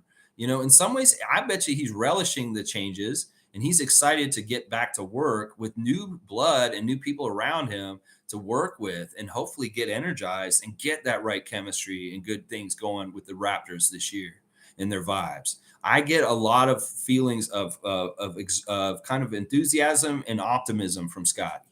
That's the way I'm feeling from him. Even though I don't see him on Twitch like I did last summer, I'm getting that feelings from him and just the vibes from his social media and things that are happening with him right now. So yeah, I want to get a good shooter to put out there with Scotty so they can hit him up and hit some jump shots. Cool Cat saying Nick Nurse's job keeps growing, job list keeps growing. Everyone wants Raptor stuffs, coaches, players, development staff, but yet fans want to laugh at us. Yeah, they'll do every which way to make it a detriment to us and when it's actually really good. And we just know the truth. And that's why this station, this channel exists, is to have a reality check in some ways and the opposite against the common perception against the Raptors. Well, we need to have something against that in some ways. And that's what we're doing here. Mike's saying 10:30 a.m. cutoff is good for the summer. Yeah, okay, 10:30. You think that's a good time to cut off on the comments? Yeah, I think I'll do that. Just because I don't want to be on here all the time, especially when news is slow. It just becomes like a drawn out conversation where sometimes we're just repeating stuff over and over again. I don't mind the repetition to a degree, but I think that the regulars, the people that are here all the time, it just will be something like at 10:30. Just don't comment after 10:30, so I can just clean it all up and get done. Hopefully, maybe by 11 or 11:30 at the latest. We're almost at 11:30 right now, so I'm gonna really try and wrap this up right now. Let's see. Shirkan saying, totally agree, Lex, with an hour limit. Maybe someone can curate the rest and we can do a chat catch up days for the most interesting ones. YouTube has time toggles, so that's a nice tool for us. Tight stream. Yeah, I mean, if I want to try and improve this station and make it more appealing to other people, maybe if I get my times down, we can get and grow our Raptor Freak family a little bit. And I think that this may be the way to do it. If you guys want to get in and get comments read, we just got to do it in the first hour. I think that's reasonable. I was talking about this with my dad yesterday, and I was like, should I do an hour or a half an hour? Because I was even saying just get in before 10 and you can get your comments read. And maybe we will get to that point at some point because I don't know how much more traffic we'll get. If we get more and more people and more comments, it will take more and more time. So we may have a little bit. I don't like a lot of rules on this channel, but this may be one that may be very helpful in a couple different ways. It may make it more concise on the time and then kind of just like you guys know the rules, you know how to deal with them, and it won't be a big deal. We can still get everything done like we normally do, just in a better, more reasonable time. Yesterday was tough because I loved debating with Mike about Nick Nurse. But I see my dad sitting out there. And here's a funny thing about why he wasn't listening to me. He was watching 20 minutes behind on the stream. So he was watching me and he showed up and he didn't hear me telling him to come inside. That was the whole reason why he was ignoring me is because he was 20 minutes behind on the stream. Oh, it was so funny. I was like, why don't you come in? He's like standing out there and he's looking at me. I'm like, come in. You can hear me. Why don't you hear me? It's because he's watching me from 20 minutes earlier. That's so funny to me. That happened. All right. All right. Let's see what else you guys are saying. We'll wrap this up. Cool Cat saying, Cowboy saying, I agree, Cool Cat. Let's go. I still believe Scotty can be the face of the NBA. He's a great young kid. He's not waving guns around. All the Raptors need is a coach. Who cares? And a dog to grow with, and OG. Yeah. Cardi, he's got his dog Cardi. Listen, this is true. Scotty's looking really different in his workouts. The Hoop Diamonds footage is looking very interesting. There's a certain kind of alpha confidence he was playing with in that. He was absolutely the best player at that scrimmage, and he was playing like it in certain ways. The confidence that will grow with Scotty as he gets older, fills out more stronger. He is going to be a force. Seriously, he has all the tools, and we've already seen scratching the surface of it. He will be more consistent. He will be more directed. He will be more intelligent in thinking about what he's doing on the court and channeling it through his body to make the results happen in the way he wants to. I'm all here for it, and it's going to happen. Trust me, it's coming. Cowboy saying, later, Lex and Raptor Freaks, enjoy your day. Let's go. Bam, bam, bam. Thank you, Cowboy. And Mike saying, depends, in my opinion, the Heat didn't really play Precious, so there are factors at play beyond just playing everyone. Yeah, I know they did. They kind of dropped the ball with Precious, but he was a rookie, and they were trying to teach him the way they wanted him to do things there. And you're right. There's going to be hit and miss with every franchise. It's not that the Heat are just absolutely perfect with every single person that comes there, but they've had way more success with these undrafted guys and different things like that. I think Precious may be an exception with them that they didn't do as well with him, and we have done better with him since. Infamous is saying, "Good morning, freaks." And then Mike saying, "How they're played and their role in the big is a big factor in my opinion. The system and role matters." Yes. Leslie's saying Miami has a bunch of undrafted players. That's the difference. These guys have something to prove, chip on their shoulder. Jimmy had a tough life. That's very true. Infamous is saying if the success of the Heat is why I want someone from their coaching staff. The run is similar offense and zone defense. Heat coach is a must. That's why Infamous wants us to hire Coach Chris Quinn, the second to Eric Spoelstra. That's very interesting. Mike's saying he's Thad's age. So you're old, Mike. Leslie's saying my spirit is Betty White years old. Okay, that's awesome. She was 100, right? She was 100 or close to 100 around there. That's where your spirit's at, Leslie. That's awesome. Actually, I love old spirits. They're very wise and they're very interesting sometimes to talk to. Sometimes if you meet a child with an old spirit, it's very weird. Like it's kind of eerie. Those are like those creepy kids that say really wise things. All of a sudden, you're like, wait, how do you know that? You're 5 years old. How do you know that already? It's like they have a wise old soul in them already. So Leslie is got an older soul. That's cool. I respect that so much. Mike's saying GOTT, the greatest of all that time. That's right, GOTTT. That's right, of that time. There was a good designation. And you guys are okay with the 10:30 cutoff on the comments? I like that too. All right, I'm very close, so I'm gonna wrap it up. Mike's saying, Lex, maybe unlock slow mode after the hour, but don't read then. I was thinking YouTube promotes lives that have increased chat activity, so spamming helps. It's broke still in ways of promoting lives. I don't mind all that stuff. It's just we're trying to get this done in a timely manner. All right, y'all. Thanks for watching. Tomorrow, Tuesday Trivia. Please show up. We're getting close to giving away that Vince Carter bobblehead because the championship is coming real quick. So get in your games before the season ends. All right, y'all. Thanks for watching. Please like, comment, subscribe, and share. And let's go Raptors.